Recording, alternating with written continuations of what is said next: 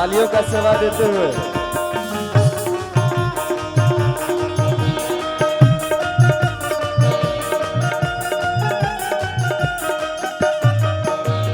मैं हूँ ग्वालिन बरसाने की, मैं हूँ ग्वालिन बरसाने की, मैं हूँ ग्वालिन बरसाने की, मैं हूँ ग्वालिन बरसाने की, तेरी धौंस में नहीं आने की, तेरे धौंस में नहीं आने की, तेरी धौंस में नहीं आने की, तेरे धौंस में नहीं आने की। तेरो रस्ता तेरो रस्ता तेरो रस्ता बंद कराई दूंगी, नाई फोर दही की मटकी, मैं तेरे गाँव दिन हाथ कराए दूंगी, नहीं फोड़ दही की मटकी। तोहे काव दिन हाथ लगाए दूं फोर दही की मटकी, तोहे गाँव दिन हाथ लगाऊ दूंगी, नहीं फोड़ दही की मटकी। मात यशोदा से कह आई, मात यशोदा से कह आई, मात यशोदा से कह आई, मात यशोदा से कह आई। चल घर चल तेरी करेगी पिटाई, घर चल तेरी करके पिटाई, घर चल तेरी करेगी पिटाई, घर चल तेरी करके पिटाई। तोहे ऊखल से बंधवाई दूंगी, नाई फोर दही की मटकी, तोहे गाय दिन हाथ लगाए दूंगी, नहीं फोड़ दही की मटकी। तोहे काहो दिन हाथ लगाए दूंगी, नाई फोर दही की मटकी। तोहे गाय दिन हाथ लगाए दूंगी, नहीं फोड़ दही जय की हो। मटकी।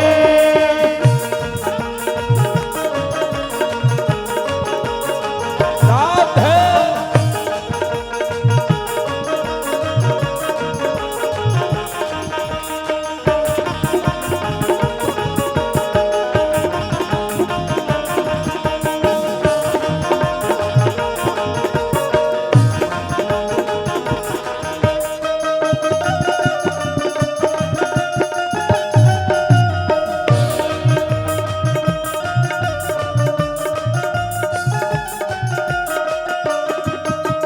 भयो अनोखो तू उत्पाती, भयो अनोखो तू उत्पाती, भयो अनोखो तू उत्पाती, भयो अनोखो तू उत्पाती। नेक शर्म तुमको नहीं आती, नेक शर्म तुमको नहीं आती, नेक शर्म तुमको नहीं आती, नेक शर्म तुमको नहीं आती। तेरी कंस से खबर कराई दूंगी, नाई फोर दही की मटकी, तेरे गाँव दिन हाथ लगाए दूंगी, नहीं फोड़ दही की मटकी। तोहे काहो दिन हाथ लगाए दूंगी, नाई फोर दही की मटकी।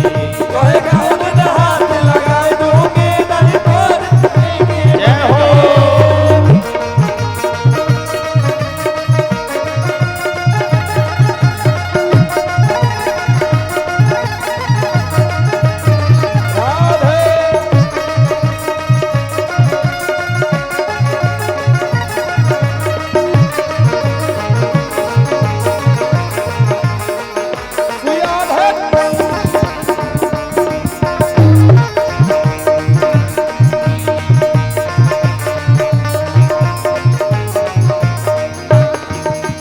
मेरी तेरी प्रीत पुरानी, मेरी तेरी प्रीत पुरानी, मेरी तेरी प्रीत पुरानी, तेरी मेरी प्रीत पुरानी। मोहन तुमने नहीं पहचानी, मोहन तुमने नहीं पहचानी, मोहन तुमने नहीं पहचानी, मोहन तुमने नहीं पहचानी। तोहे नैनन तोहे नैनन तोहे नैनन बीच बसाई लूंगी, नाई फोर दही की मटकी, तोहे गाँव दिन हाथ लगाए दूंगी, नहीं फोड़ दही की मटकी। तोहे नैनन बीच बसाई लूंगी, नाई फोर दही की मटकी। तोहे गाँव दिन हाथ लगाए दूंगी, नहीं फोड़ दही की मटकी। नाई फोर दही की मटके, नाई फोर दही की मटके, नहीं फोड़ दही की मटकी, नहीं भोर दही के मटके, नाई ठोर दही के मटके, नाई ठोर दही के मटके, नहीं भोर दही के मटके, नहीं भोर दही के मटके। तोहे नैनन बीच बसाई लूंगी, नाई ठोर दही, तोहे नैनन बीच बसा लूंगी, नहीं भोर दही की मटकी। तोहे काहो दिन हाथ लगाई दूंगी, नाई ठोर दही के मटके, तोहे गाँव दिन हाथ लगाए दूंगी, नहीं भोर दही की मटकी। तोहे काहो दिन हाथ लगाई दूंगी, नाई ठोर दही के मटके। तोहे गाँव दिन हाथ लगाए दूंगी, नहीं भोर दही की मटकी। बोलिए माखन चोर भगवान की। सभी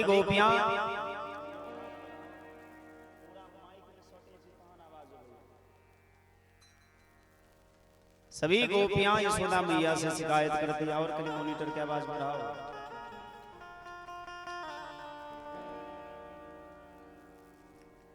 शिकायत करते हैं, वत्सान मंचन कुचित समय क्रोश संजात हाशः।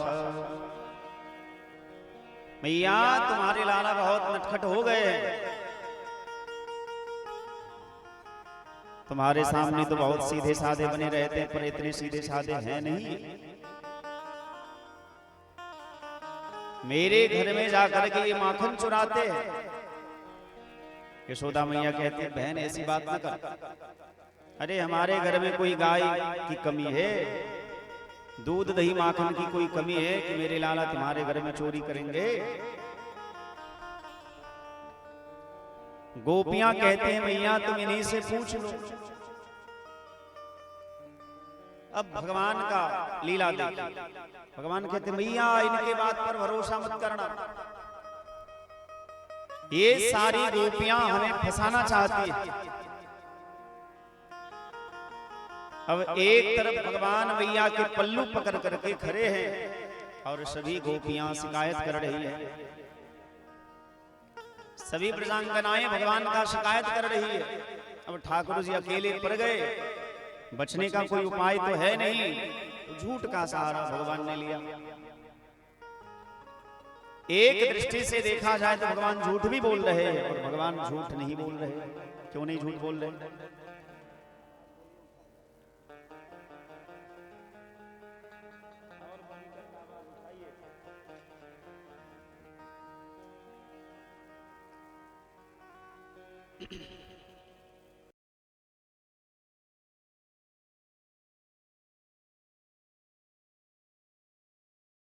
फंसाना चाहती है। क्यों कन्हैया तुमसे दुश्मनी क्या है? बोले मैया दुश्मनी नहीं है, सारी गोपियां हमसे प्रेम करती है। अच्छा तुम इतने सुंदर जो? बोले हाँ मैया ये तो कह रहा हूं। अच्छा एक बात बताओ कन्हैया, ये सारी गोपियां तुमसे प्रेम करती है, तुमको चाहती है, तो बदले में इसको मिलेगा क्या? बोले मैया ये सारी गोपियां हमारे साथ ब्याह करना चाहती हैं, क्योंकि भगवान जान गए आने वाले समय में ये गोपियां भगवान को पति बनाना चाहेंगे। कात्यायनी मैया की पूजा करके सभी गोपियां भगवान का मैया से यही प्रार्थना करेंगे, भगवान कृष्ण ही हमारे पति हों। अच्छा वाह कन्हैया, देह तो समझता नहीं और अभी से ब्याह की चिंता होने लगी। लेकिन भगवान ऐसे बोलते हैं, जो बालक कहतो तरी बाता सुनहि मुदित मन पितवरु माता। यशोदा मैया एकदम प्रसन्न हो जाती है। एक गोपी कहती, मैया मेरे घर में जब ये माखन चुराने गया तो मैंने चुपके से हाथ पकड़ा और पीढ़ी पर बिठा करके, आसन पर बिठा करके कहा, लाला इतने बड़े बाप के बेटे हो, नंद बाबा का नाम चलता है पूरे ब्रज में, 9-9 लाख गैया हैं इनके यहाँ, एक दो गैया नहीं है। और यशोदा मैया कितनी सीधी सादी भोली भाली है।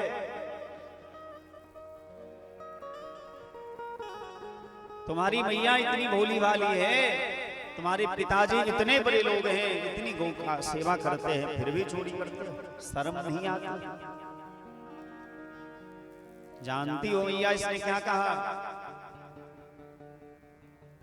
ये गोपी हमको ऐसे ताना मत मारो।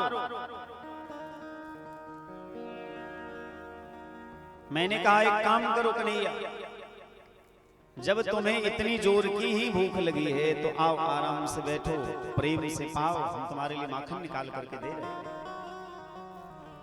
भैया मैंने इसके लिए आसन लगाया और सुंदर बर्तन में ताजा ताजा मक्खन निकाल करके दिया। जानती हो इसने क्या कहा? मैं कोई भिखारी हूं क्या? तुम समझती क्या हो? मैं कोई भिखमंगा हूं, गरीब का बेटा हो? तो मैंने कहा कि जब इतनी अकल है और इतने बड़े बाप के बेटे हो तो फिर चोरी क्यों करते हो? तो जानती हो मैया, इसने मुस्कुरा करके कहा कि ए गोपी देखो, हमारे घर में माखन मिश्री की कोई कमी नहीं है। यशोदा मैया हमको बहुत प्यार करती है। क्यों मैया बताओ, तुम हमको प्रेम करती हो कि नहीं? अब जब कोई छोटा सा बच्चा अपनी माँ से इस प्रकार से पूछे तो माँ क्या कहे? यशोदा मैया कहती लाला ये भी कोई पूछने वाली बात, तुम्हारे लिए ही तुम जीते, तुम्हें छोड़ करके हम किसी को मानते ही नहीं। हाँ मैया ये तो मुझे पता है। भगवान ने कहा गोपियों से, ये मत सोचना कि हम भिखारी हैं, हम नंद बाबा के बेटे हैं। गोपियों ने कहा कि जब इतनी अकल है, उतने बड़े बाप के बेटे हो तो चोरी करके क्यों खाते हो? तो जानते हो मैया इसने क्या कहा?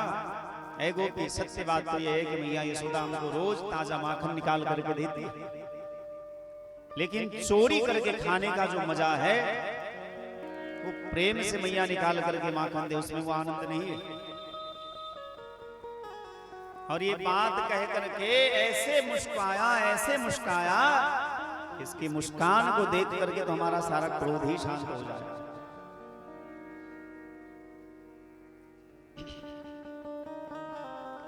एक गोपी कहते हैं मैया ये बहुत नटखट हो गया,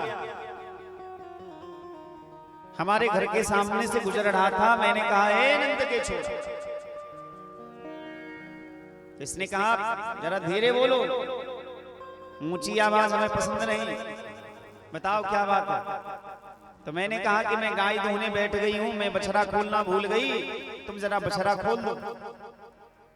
तो जानते हो मैया इसने क्या कहा कि भगवान ने तुमको हाथ पैर नहीं दिए, लंगरी लूली हो गया, हमें क्या समझती हो नौकर? हम तुम्हारे नौकर थोड़े हैं, खुद उठो और बछड़ा खोल लो। और जब मैंने डांटा कि शर्म नहीं आती, अब तुम बच्चा हो, इतने बड़े हो गए और ऐसे कोई बोलता है क्या? तो जानते हो मैया ये खिलखिला करके हंसने लगा। वत्सानमनुचन कुछ समये क्रोध संजात हासः। और जैसे मैं क्रोध करती हूं तो ये हंसने लगता है, और इसकी हंसी में ऐसी जादू है कि हमारा सारा क्रोध शांत हो जाता है। एक गोपी कहती है मैया ये अकेले नहीं है, इसका बहुत बड़ा गैंग है, ये अकेले कहीं नहीं जाता, इसका बहुत बड़ा टीम है, पूरे टीम को लेकर के जाता है चोरी करने। अच्छा ये बात है? हाँ मैया, एक दिन ये मेरे घर में आया और मेरे घर में आकर के पहले स्वयं मक्खन खाया। कैसे खाया? तो माखन को हमने सीख पर रख दिया था, छत में लटका के रख दिया था, तो जो मोटे तगड़े थे उसको नीचे दिए, फिर उसके बाद दूसरे, फिर तीसरे, फिर चौथे, फिर पांचवें।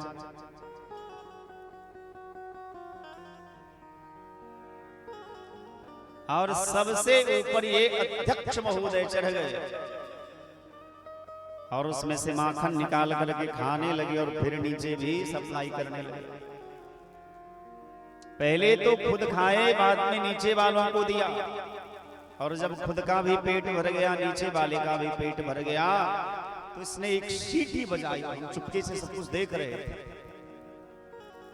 और भगवान जाने या की सीटी में ऐसी कौन सी जादू है कि बाहर खड़े जितने बंदर थे सब धीरे धीरे अंदर आने लगे। अब वो माखन बंदरों को खिलाने लगे। मैं चुपके से सब कुछ देख रही थी। और बंदर जब माखन खा खा करके सबका जब पेट भर गया तो वह बंदर बर्तन को फोड़ने लगा। तो जानती हो मैया इसने क्या कहा? हे भगवान, छी छी छी छी छी, ये ब्रजवासी का घर है कि किसी भूत प्रेत का घर? अरे ऐसा शराब पका कोई मक्खन रखता है जिस मक्खन को बंदर भी सूंघ करके फेंक दे। क्रोध को बहुत आया कि पहले पेट भर गया जब इस प्रकार से मक्खन की निंदा कर रहा है। लेकिन जैसे मैं जगई और दौड़ करके पकड़ने गई तब तक ये 9-11 हो। मैया यशोदा को बहुत बुरा लगा। क्यों कन्हैया चोरी करते हो? ये बहुत बुरी बात है। भगवान श्री सुखदेव स्वामी कहते हैं, देखो राजा,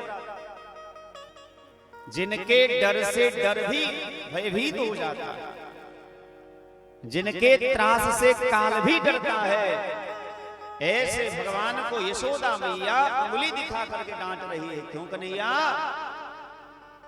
तुमने चोरी किया है? अब भगवान ने देखा कि हमको पकड़े गए। सबके तरफ देख करके ठाकुर जी कहने लगे, कम से कम आज छोड़ दो, नहीं तो मैया बहुत पीटेगी। गोपियां मन ही मन कहती है, कन्हैया हमारी इच्छा पूरी नहीं हुई, हमारी इच्छा थी कि तुम आते, हम तुमसे बात करते बहुत देर तक। जन्म जन्म की जो प्यास है, मिलने की जो इच्छा है तुमसे, वो हमारी पूरी हुई नहीं, तो आज तो शिकायत करूंगी।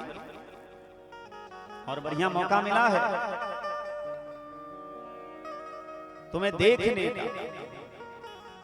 ऐसे तो भगवान जाते हैं, जैसे गोपियां बुलाती है भगवान भाग जाते हैं, पर आज तो नहीं भाग सकते क्योंकि यशोदा मैया खड़ी है। तो भगवान को जी भर के गोपियां देख रही है। एक गोपी कहती है, मैया मेरी भी एक छोटी सी शिकायत है, वो भी सुन ही लो। तुम्हारे लाला पूरी मुंडली को लेकर के एक दिन हमारे घर में गए और इधर से उधर सब घर में ढूंढा, माखन मिश्री दूध दही, कहीं कुछ नहीं मिला। सभी बालकों को बिठा करके और कहने लगा, देखो देखो देखो, अरे हमको लगता है ये ब्रजवासी का घर नहीं, ये भूत का घर है, इसमें कोई ब्रजवासी नहीं रहते हैं, ये तो भूत प्रेत का घर है। जो ब्रजवासी होगा उसके घर में माखन मिश्री जरूर होगी, और यदि माखन मिश्री नहीं है, छाछ नहीं है, दूध नहीं है, दही नहीं है, तो ब्रजवासी हो ही नहीं सकता। इसको बड़ा क्रोध आया और ये घूमते घूमते घूमते मेरी बेटी के घर में चला गया। मेरी बेटी जिस घर में सो रही थी खटिया के ऊपर, उस घर में चला गया और गुस्से में आकर के इसने मेरी बेटिया की चुटिया को खटिया से बांध दिया। बेटिया सो रही थी और उसकी चुटिया को पकड़ करके खटिया में बांध दिया और खटिया में बांध करके चुपके से कान में जा करके कहा, हुआ। जैसे कान में कहा हुआ, सो बेटी उठी और जैसे उठी तो उसकी चुटिया तो खटिया से बंधी थी, सो खटिया में खड़ी हो। अब बेटिया को लगा कि सचमुच हुआ ने पकड़ लिया, जोर से चिल्लाने लगी, मैया बचाओ, हुआ ने पकड़ लिया। भगवान देखे कि पकड़े गए, सब चिल्ला रहे हैं, घर में जग जाएंगे तो हमको तो आज बड़ी पिटाई लगेगी, भागने लगे। मेरी बिटिया का तो एकदम प्राण निकल रहा था। मैं गई और मैंने अपनी बिटिया को पहले हृदय से लगाया, उसकी चुटिया को खटिया से खोला और कहा, बिटिया कोई हुआ नहीं पकड़ा है, ये नंद का छोरा का काम। जैसे तैसे मेरी बेटी की जान में जान आई। अब यशोदा मैया बड़ी क्रोधित हो गई, यदि दंड नहीं दूंगी तो ये उदंड हो जाएगा। तो बच्चा को दंड देना चाहिए, लेकिन कैसे? बच्चा को दंड कैसे दिया जाए? जैसे एक कुम्हार घड़ा बनाने से पहले जब घड़ा कच्चा होता है तो घड़ा के अंदर हाथ रखता है और ऊपर से धीरे धीरे पीटता है। मतलब घड़ा बनाते समय कुम्हार अंदर से हाथ रखता है, ऊपर से पीटता है। दुनिया देखती है कि घड़ा को पीट रहा है, पर पीट नहीं रहा है, वो बना रहा है। उसी प्रकार माता पिता गुरुजन भी होते हैं, ऊपर से तो डांटते हैं, बहुत बात कहते, पर अंदर अंदर बहुत प्रेम करते हैं। क्योंकि जिसको बनाना होता है तो अंदर से हृदय से उसको मानते हैं और ऊपर से दंड देते हैं, और ये उचित भी है। नहीं तो बच्चा को यदि दंड न दिया जाए तो दंड हो जाए और बाद में माता पिता का नाम मटिया मेल कर दे।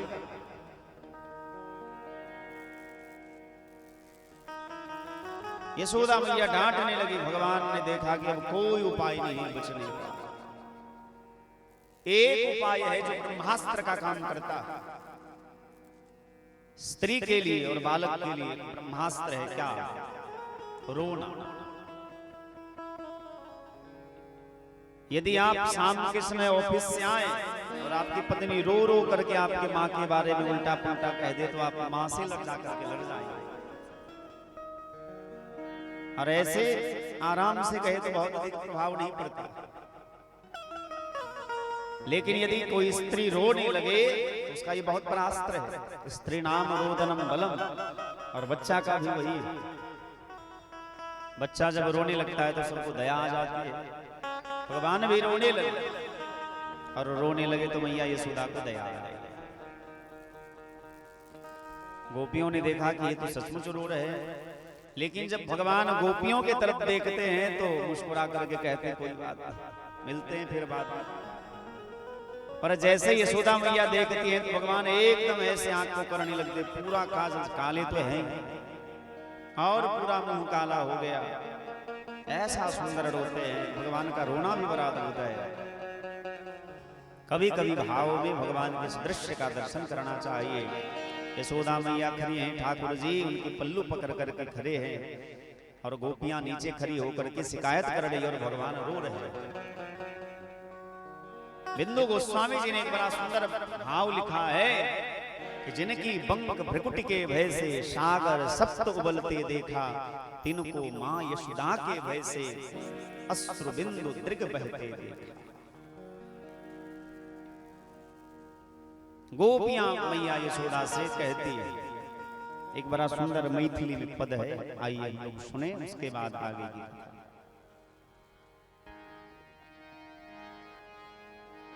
मैया जुलूम केल कोगे, मैया जुलूम केल कोगे, हे गई बेटा तोहर कन्हैया बड़ा जुलूम केल कोगे, हे गए बेटा तोहर कन्हैया बड़ा जुलूम केल कोगे। हे गई बेटा तोहर कन्हैया बड़ा जुलूम केल कोगे, हे गई बेटा तोहर कन्हैया बड़ा जुलूम केल कोगे। मैया जुलूम केल कोगे, मैया जुलूम केल कोगे, मैया जुलूम केल कोगे, के मैया जुलूम केल कोगे। हे गई बेटा तोहर कन्हैया बड़ा जुलूम केल कोगे, हे गई बेटा तोहर कन्हैया बड़ा जुलूम केल कोगे। हे गई बेटा तोहर कन्हैया बड़ा जुलूम केल कोगे।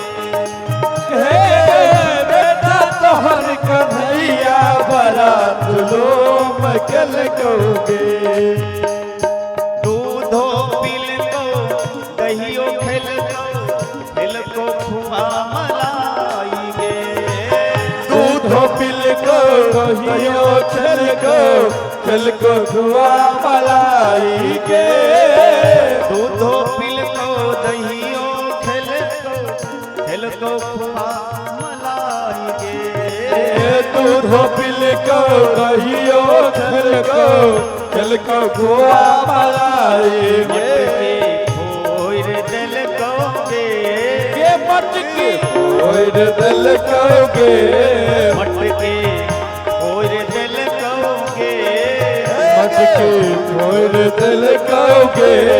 हे गई बेटा तोहर कन्हैया जुलूम दिल कहोगे, हे गई बेटा तोहर कन्हैया बड़ा जुलूम दिल कहोगे।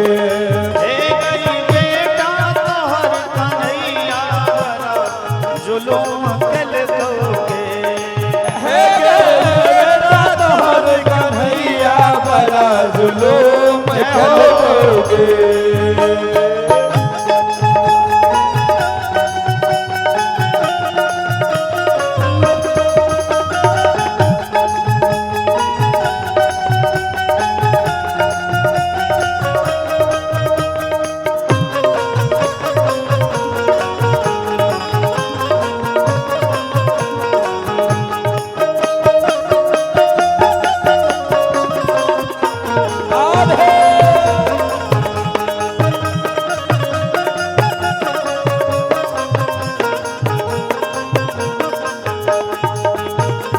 यमुना तट पर कदम गाछ पर बंसी मधुर मचल दोगे, यमुना तट पर कदम गाछ पर बंसी मधुर बजल कहोगे। यमुना तट पर कदम गाछ पर बंसी मधुर मचल दोगे, यमुना तट पर कदम गाछ पर बंसी मधुर बजल कहोगे। मोहि लेल कहोगे, मन के मोहिल कहोगे, मन के मोहि लेल कहोगे, मन के मोहिल कहोगे। हे गई बेटा तोहर कन्हैया बड़ा जुलूम दिल कहोगे, हे गे बेटा तोहर कन्हैया बड़ा जुलूम दिल कहोगे।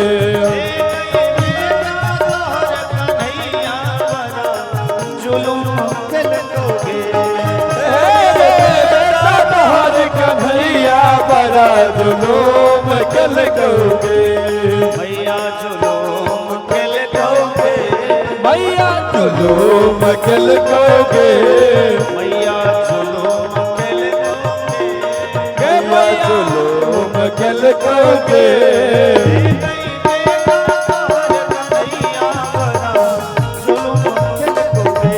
हे गे बेटा तोहर कन्हैया बड़ा जुलूम दिल कहोगे। हे गई बेटा तोहर कन्हैया बड़ा जुलूम दिल कहोगे, हे गे बेटा तोहर कन्हैया बड़ा जुलूम दिल कहोगे। बोलिए माखन चोर भगवान की जय।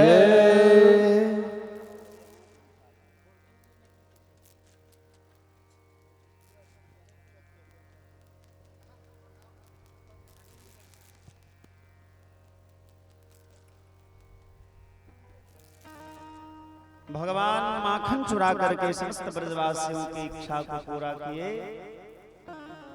और एक दिन भगवान ब्रज रज को खाया। यमुना के पावन तट पर जब भगवान क्रीड़ा कर रहे थे, खेल रहे थे बालकों के संग, तो सबकी आंखों से छुप करके भगवान ने एक मिट्टी का ढेला मुंह में डाला। बलराम जी ने देख लिया,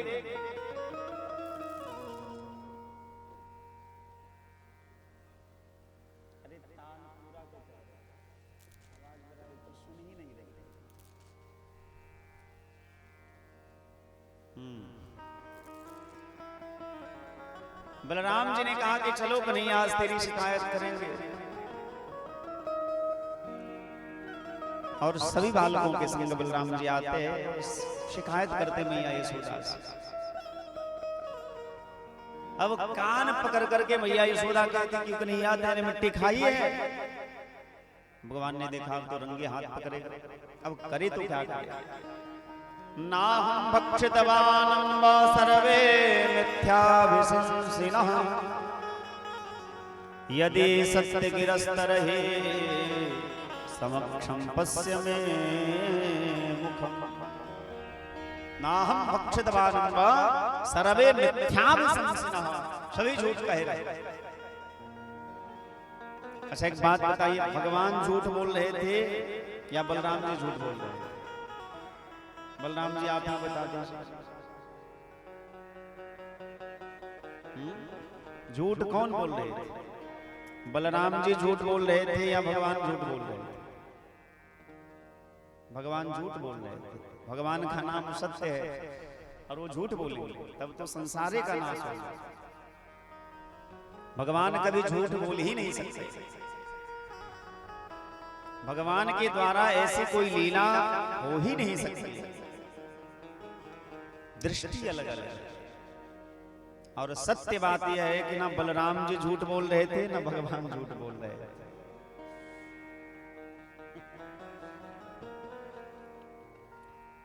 भगवान कहते ना हम भक्षितवान् अम्ब, हे अम्ब मैंने मिट्टी नहीं खाई। सर्वे मिथ्याभिशंसिनः, सभी झूठ कह रहे हैं। क्यों भगवान मिट्टी नहीं खाए थे? भगवान मिट्टी खाए भी थे और नहीं भी खाए, दोनों बात। मिट्टी कैसे खाए थे? क्योंकि बलराम जी कह रहे हैं तो बलराम जी शेषनाग भगवान वो झूठ थोड़ी कहेंगे कि मैंने अपनी आंखों से देखा है। और ठाकुर जी भी कह रहे हैं कि हमने मिट्टी नहीं खाई है। ना हम भक्षितवान् अम्ब सर्वे मिथ्याभिशंसिनः। यदि सत्य गिरस्तर्हि समक्षम पश्य मे मुखम।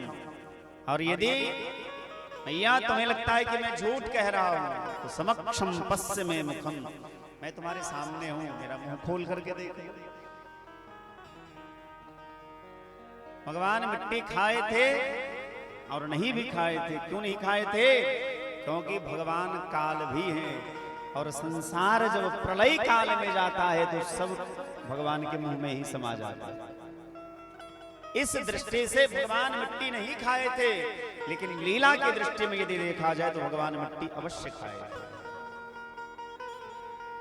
जैसे ठाकुर जी ने मुंह खोला तो यशोदा मैया देखती है कि पूरा ब्रज, नंद बाबा, यशोदा मैया, सारे ब्रजवासी, सारे पेड़ पौधे, जितने भी जीव जंतु हैं, सारा संसार का दर्शन उनके मुंह में होने लगा।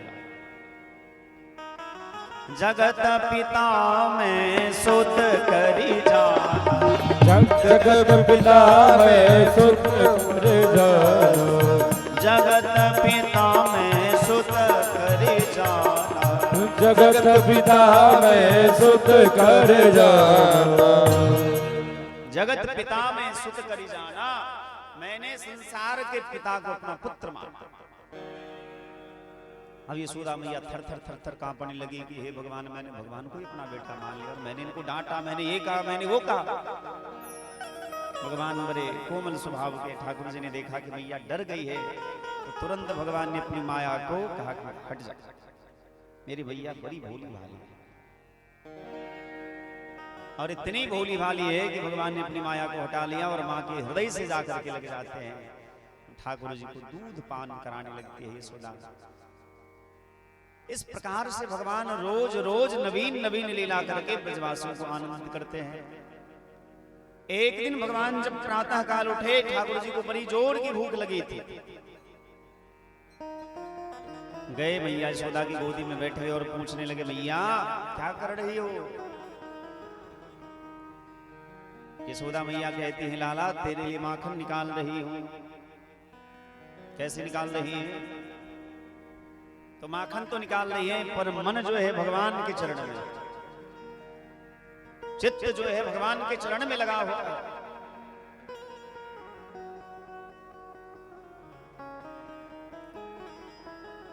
भगवान मैया यशोदा की गोदी में बैठ गए और पूछने लगे, मां एक बात बताओ, तुम सबसे ज्यादा प्रेम किसको करते हो? क्यों लाला, क्या बात है, आज क्यों पूछ रहे हो? नहीं नहीं मैया, बस ऐसे ही मन में विचार आया तो मैंने पूछ लिया। हृदय से लगा करके मैया यशोदा कहती है, कान्हा ये भी कोई पूछने वाली बात है? तुम्हारे जैसे सुंदर सावरे सलोनी जिसके लाला हो, भला वो किसी और से प्रेम क्यों करेगा? अच्छा, तो मैया मेरी सबसे ज्यादा प्रेम हमसे ही करती है। थोड़ी परीक्षा ले लेता हूं। भगवान गोदी में बैठे हैं, किलोल कर रहे हैं, मैया यशोदा माखन निकाल रही है। जैसे कोई बच्चा अपनी माँ को थोड़ा परेशान करता है, ऐसे भगवान भी मैया यशोदा को परेशान कर रहे हैं। अचानक से मैया यशोदा को याद आया, है भगवान उधर तो दूध भी चढ़ा हुआ है चूल्हा पर। ठाकुर जी को नीचे रख दी और दौड़ करके गई दूध को देखने गई। भगवान को ये बात अच्छा नहीं लगा, बुरा लगा।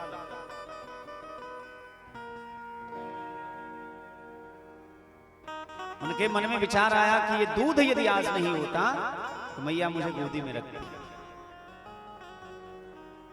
जो चीज भगवान से दूर कर दे, भगवान उसको ही दूर कर देते। भगवान जब किसी भक्त पर विशेष कृपा करते हैं तो उसका सबसे प्यारा चीज जो होता है वो छीन लेते हैं। आप जिसको, जिस व्यक्ति को, जिस वस्तु को सबसे ज्यादा मानते हैं, यदि वो आपसे छीन जाए भक्ति करते करते, तो समझिए भगवान का ये इशारा है, भगवान कृपा करना चाहते हैं। आप जिसको बहुत मानते हैं और यदि वो विश्वासघाती निकल जाए, धोखा दे दे, तो समझिए भगवान आपको मजबूत कर रहे हैं। वो चाहते हैं कि हम हर युद्ध के लिए पूरे मजबूत होकर के रहें। भगवान जब कृपा करते हैं तो सबसे पहले धन छीनते हैं। भगवान जब कृपा करते हैं तो सबसे पहले अपनों को छीन लेते हैं। क्यों? ठाकुर जी विचार करते हैं कि इसके पास यदि कुछ भी रहा तो हमारा भजन नहीं कर पाएगा, हमसे दूर रहेगा, उसमें लगा रहेगा। और यदि मैंने इसका सब कुछ छीन लिया, इसे बेसहारा कर दिया, इसे कहीं का नहीं छोड़ा, तो हार थक करके मेरी शरण में ही आएगा। क्योंकि जब व्यक्ति दुनिया से हारता है तो भगवान के पास जाता है, और भगवान के पास जब जाता है तो वहां से खाली हाथ नहीं लौटता, क्योंकि वो दाता है। और दाता के दरबार से आज तक कोई खाली हाथ नहीं लौटा। जिसकी जितनी पात्रता है, जिसकी जितनी योग्यता है, क्षमता है, उसके अनुसार वो कुछ लेकर के ही आता है। तो भगवान जब भक्त पर कृपा करते हैं तो उसका प्यारा चीज छीन लेते हैं। तुरंत ठाकुर जी गए, एक उखल को सीधा किया और चांदी का छड़ी लेकर के जितने दूध दही के मटके थे सब कुछ चूर कर दिया और मैया यशोदा दौड़ करके गई पकड़ने, तो भगवान भाग खड़े हुए। अब ठाकुर जी आगे आगे भाग रहे हैं, मैया यशोदा पूरा गली गली भगवान ने दौड़ाया मैया यशोदा को, गली गली में भाग रहे हैं। सारे ब्रजवासी भगवान के इस दृश्य को देख रहे हैं। और यहाँ सुखदेव बाबा नेत्र बंद करके कहते, देखो परीक्षित, जिस भगवान का पार वेद भी नहीं पाता है, जिस भगवान के पार बड़े बड़े महात्मा नहीं पाते हैं, जो आज तक किसी के पकड़ में नहीं आए, उनको यशोदा मैया पकड़ने के लिए दौड़ रही है। एक बार भगवान पीछे मुड़ करके देखते, एक बार आगे भागते, पीछे देखते, आगे भागते हैं। यशोदा मैया दौड़ती दौड़ती थक गई, पसीने से पूरा देह लथपथ हो गया, बाल खुल गए, वस्त्र ढीले हो गए, बाल का गजना गिर गया। एक चबूतरे पर जाकर के मैया यशोदा बैठ गई और कहने लगी, कन्हैया आ जाओ, अब हमसे नहीं होगा, मैं थक गई हूं। भगवान रुक गए। भगवान मिलते तभी है जब जीव थकता। जब तक ये विश्वास रहेगा कि हम दौड़ सकते हैं, हम कर सकते हैं, तब तक भगवान दूर खड़े देख रहे होते हैं। लेकिन जब हम थक जाते हैं कि सरकार अब हमसे नहीं होगा, अब नहीं होगा, तो भगवान आ जाता। यशोदा मैया थक करके बैठ गई, कन्हैया हमसे नहीं होगा, मैं नहीं चल पाऊंगी। भगवान कहने लगे, मैया मारोगी तो नहीं ना? इतने भोले भाले बन गए। नाना कन्हैया तेरी आरती उतारूंगी आज। अच्छा, मेरी मैया बड़ी प्यारी है, सच में मैया तू आरती उतारेगी मेरी? हाँ हाँ कन्हैया आओ, मैं तुम्हारी आरती उतारूंगी। भगवान आ गए, बोले ऐसे नहीं मैया, पहले छड़ी फेंक। मैया यशोदा ने छड़ी फेंक दिया। भगवान आ गए, ठाकुर जी का हाथ पकड़ती है और हाथ पकड़ करके मैया यशोदा घर में ले जाती है। भगवान ने कहा मैया तुमने तो कहा था कि आरती उतारूंगी, उतारो ना। अच्छा इतनी जल्दी भी क्या है, आरती उतारूंगी ना। और जिस घर में जिस उखल पे चढ़ करके ठाकुर जी ने दूध दही का मटका फोड़ा था, उसी में भगवान को बांधने लगी यशोदा मैया। जितने घर में रस्सी थे सारे रस्सियों को लेकर के बांध रही है, लेकिन अंतिम में जाकर के 2 उंगली की रस्सी छोटी पड़ जाती है। बोलिए 2 उंगली की रस्सी ही छोटी क्यों पड़ती है?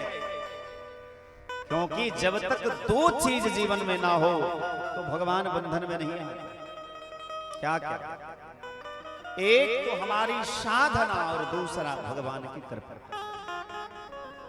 हमारे तरफ से जब पूर्ण समर्पण हो जाता है और भगवान की कृपा हो जाती है, तभी जाकर के भगवान बंधन में आते हैं, पकड़ में आते हैं। ऐसे भगवान को कोई बांध ही नहीं सकता। यशोदा मैया हाथ जोड़ती है, कन्हैया अपनी लीला को समेटो। भगवान ने जैसे यशोदा मैया को देखा, दया। जब कोई कार्त होकर के, कार्त स्वर में आर्त होकर के, जिज्ञासु होकर के, विह्वल होकर के विरह में रोता है भगवान के सामने, तो भगवान को दया आ जाती है। ठीक उसी प्रकार चाहे बच्चा कितना भी अपराधी हो, लेकिन माँ के सामने जब फूट फूट करके रोता है तो माँ का हृदय पिघल जाता है। उसी प्रकार जीव चाहे जितना भी अपराधी हो, जितने भी पाप हो, उसमें यदि भगवान के सामने फूट फूट करके रोता है तो भगवान को दया आ जाती है। और जैसे माँ अपने बच्चे को हृदय से लगा लेती है, उसी प्रकार भगवान भी अपने भक्त को हृदय से लगा लेते हैं। भगवान बंध गए। मैया यशोदा घर का काम करने चली गई। ठाकुर जी ने विचार किया कि कुछ लीला तो करो। भगवान का नाम पड़ा दामोदर, चूंकि उनके उदर में दाम रस्सी बंधी हुई है, इसलिए इनका नाम दामोदर हुआ। मैया यशोदा काम करने चली गई और भगवान उस उखल को खींचते खींचते खींचते खींचते आंगने में आया। देखा आंगने में 2 यमलार्जुन का पेड़ है, जो देवता है पर श्राप के कारण वृक्ष योनि को प्राप्त हो गए। उस 2 वृक्ष के बीच से भगवान तो निकल गए, चूंकि दुबले पतले थे, उखल फंस गया। अब ठाकुर जी इधर खींचे उधर खींचे, उखल निकल ही नहीं रहा था। भगवान ने जोर से एक बार झटका दिया, जोर से खींचा, उखल भी नीचे आ गया और दोनों वृक्ष भी नीचे धड़ाम से गिरे। वो वृक्ष कोई और नहीं, कुबेर के पुत्र नल, कुंवर और मणिग्रीव थे। दोनों वृक्ष योनि को त्याग करके देव योनि को प्राप्त हुए और भगवान से प्रार्थना करने लगे। मानी गुणानुकथने श्रवणो कथाया हस्तो च कर्म सुमनस्तव पादयोर्नः। वाणी गुणानुकथने श्रवणो कथायाम हस्तौ च कर्म सुमनस्तव पादयोर्नः। हाथ जोड़ करके दोनों भगवान से प्रार्थना करने लगे कि अपनी वाणी से केवल आपका गुणगान करो, अपने कान से केवल आपकी दिव्य कथा सुनो, आंख से केवल आपको देखो, पैर केवल आपके मंदिर तक जाएं और हाथ से आपकी निरंतर सेवा करो। वाणी गुणानुकथने श्रवणो कथायाम हस्तौ च कर्म सुमनस्तव पादयोर्नः। भगवान ने आशीर्वाद दिया और दोनों देवलोक को चले गए।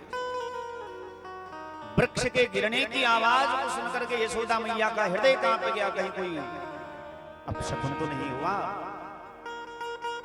मैया यशोदा आती है, भगवान को देखती है, भगवान एकदम लेटे पड़े हैं, वृक्ष गिरा पड़ा है।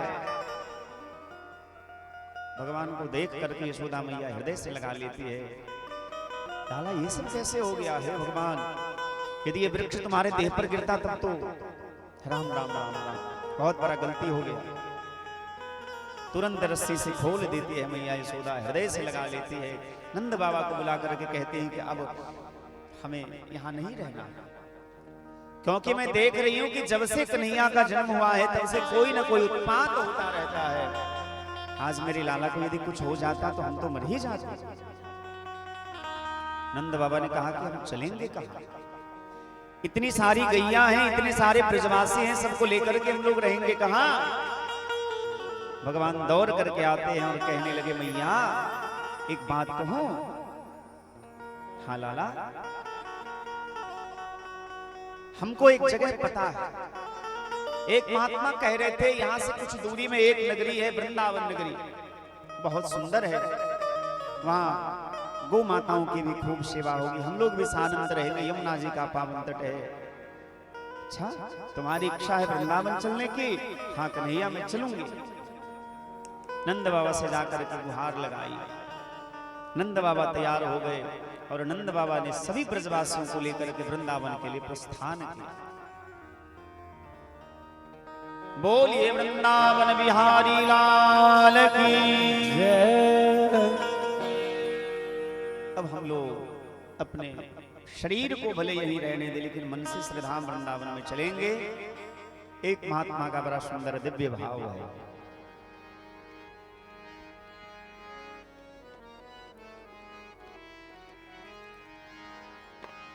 वृंदावन जाने को जी चाहता है, वृंदावन जाने को जी चाहता, वृंदावन जाने को जी चाहता, वृंदावन जाने को जी चाहता है, वृंदावन जाने को जी चाहता है, राधे राधे गाने को जी चाहता है, राधे राधे गाने को जी चाहता है, राधे राधे गाने को जी चाहता है, दामन जाने को जी चाहता है।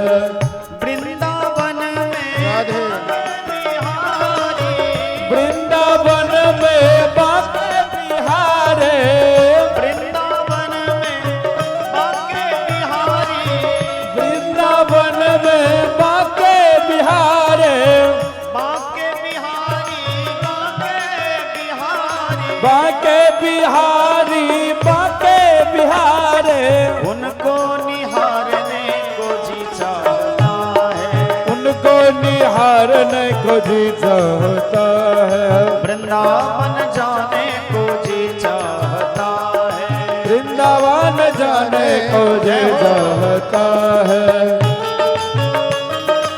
राधे राधे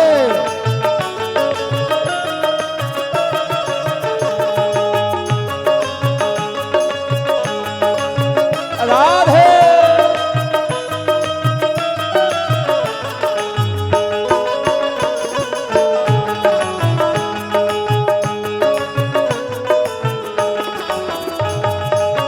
वृंदावन में यमुना महारानी, वृंदावन में यमुना महारानी, वृंदावन में यमुना महारानी, वृंदावन में यमुना महारानी, गोता लगाने को जी चाहता है, गोता लगाने को जी चाहता है, गोता लगाने को जी चाहता है, गोता लगाने को जी चाहता है, वृंदावन जाने को जी चाहता है, वृंदावन जाने को जी चाहता है, राधे राधे गाने को जी चाहता है, श्री राधे राधे गाने को जी चाहता है।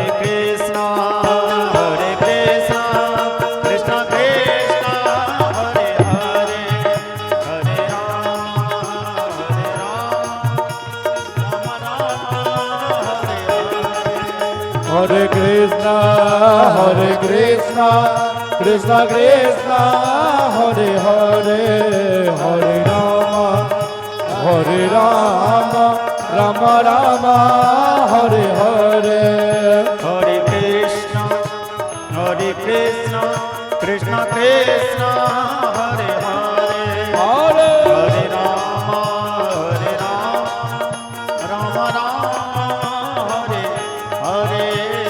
Krishna Hare Krishna Krishna Krishna Hare Hare Hare Rama Hare Rama Rama Rama Hare Hare बोलिए वृंदावन बिहारी लाल लाल की जय।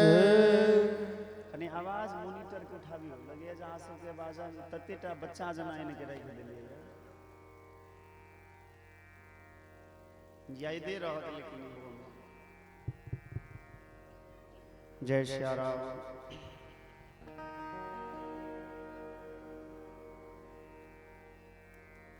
वृंदावनम गोवर्धनम यमुना पुलिनानि च वाह वाह वाह बहुत सुंदर वृंदावनम गोवर्धनम यमुना पुलिनानि च वीक्षसेदुत्तमा प्रीतिः राम माधवयोर्नृप। भगवान श्री सुखदेव स्वामी कहते हैं राम माधवयोर नृपा वीक्ष आसित उत्तमः प्रीति वृंदावनम गोवर्धनम यमुना पुलिनानि च। गोप गोपी भगवान ब्रजवासी सभी बड़े प्रसन्न हुए वृंदावन को देख कर। चूंकि वृंदावन का मतलब क्या है? जो राधा रानी के द्वारा सेवित स्थान है। वृंदावनम गोवर्धनम यमुना पुलिनानि च। यमुना के परम पवित्र पुलिन को देख करके, सुंदर सुंदर घास को देख करके, तुलसी महारानी को देख करके भगवान दोनों भैया बड़े प्रसन्न हुए। इस संसार में दो प्रकार के लोग हैं, एक पालतू और एक फालतू। लोग भी दो प्रकार के हैं। जैसे कुत्ते दो प्रकार के होते हैं, एक पालतू एक फालतू। बोले पालतू कौन है? जिसके गले में पट्टा रहता है। पालतू कुत्ता दूर से ही पहचान में आ जाता है कि ये पालतू है। उसके गले में पट्टा होगा, वो साफ सुथरा होगा, वो ऐसे उदंड की तरह ऐसे बाहर नहीं निकलता है। उसका मालिक या नौकर कोई संग में हो तब वो घूमने के लिए निकलता है। तो कैसे पता चलेगा कि ये पालतू है? बोले उसके गले में पट्टा होगा।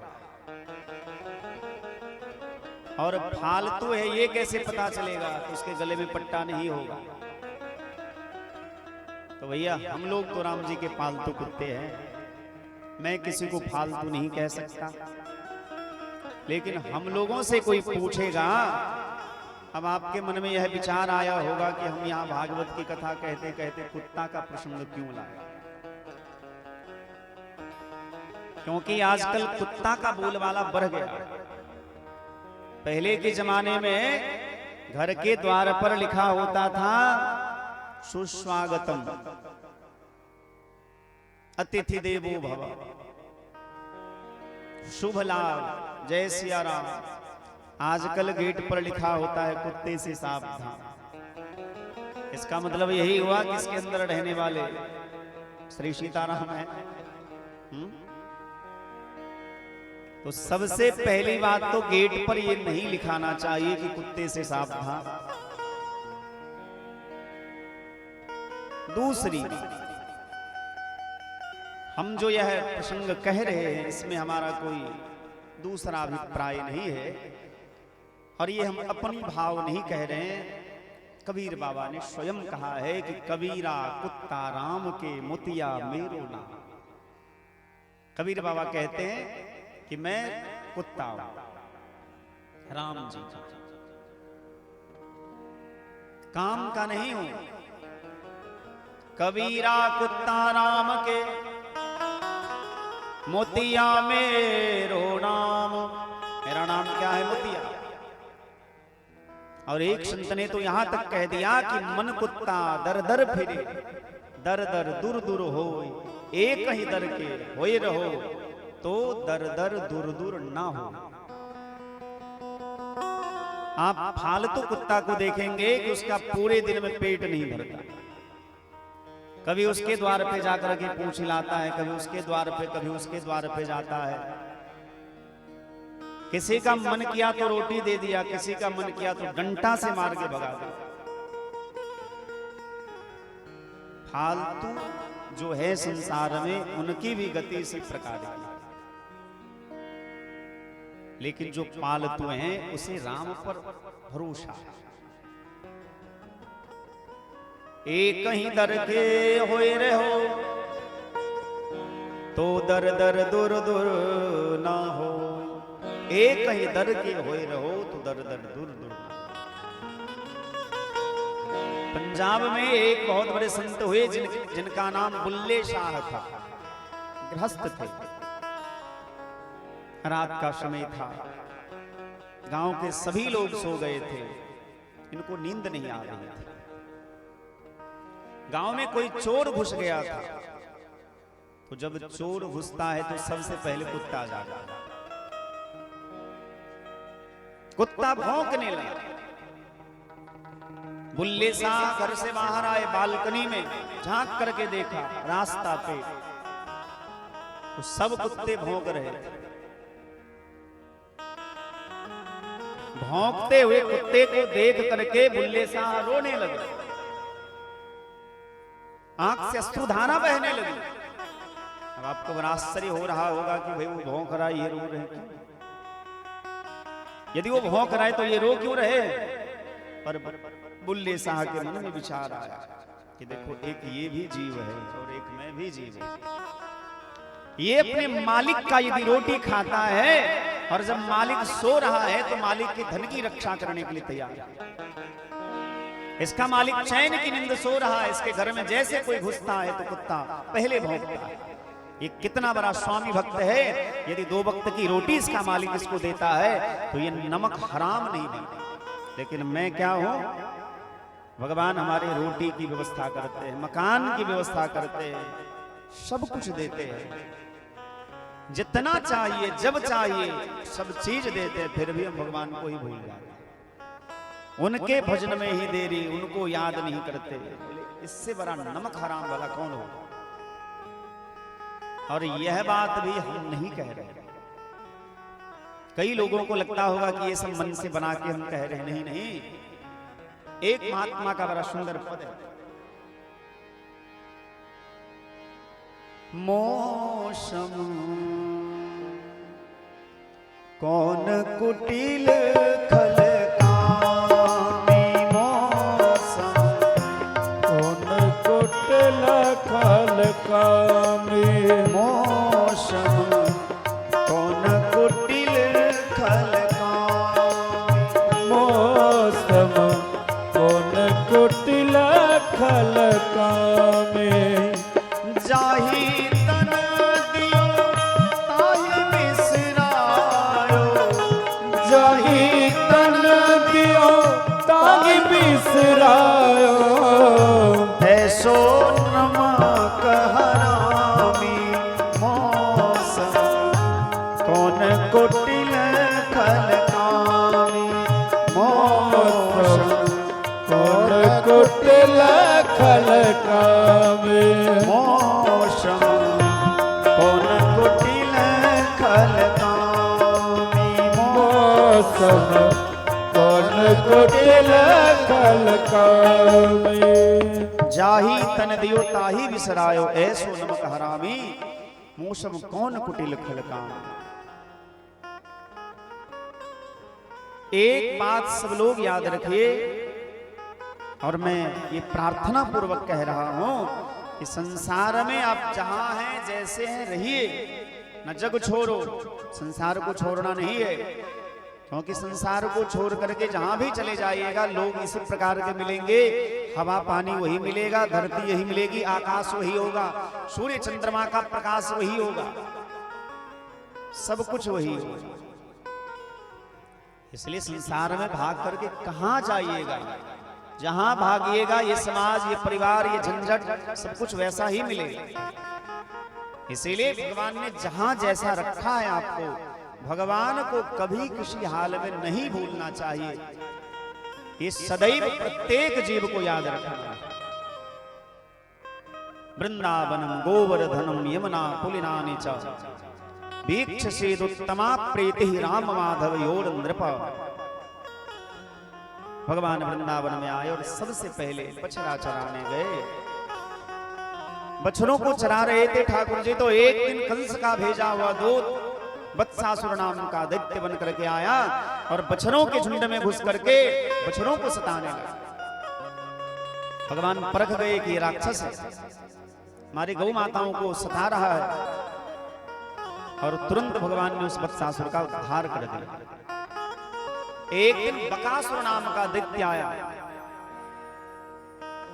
बगुला का वेश धारण करके भगवान को निकल गया, तो भगवान अपने देह को ऐसे आग के जैसे तप्त कर लिए।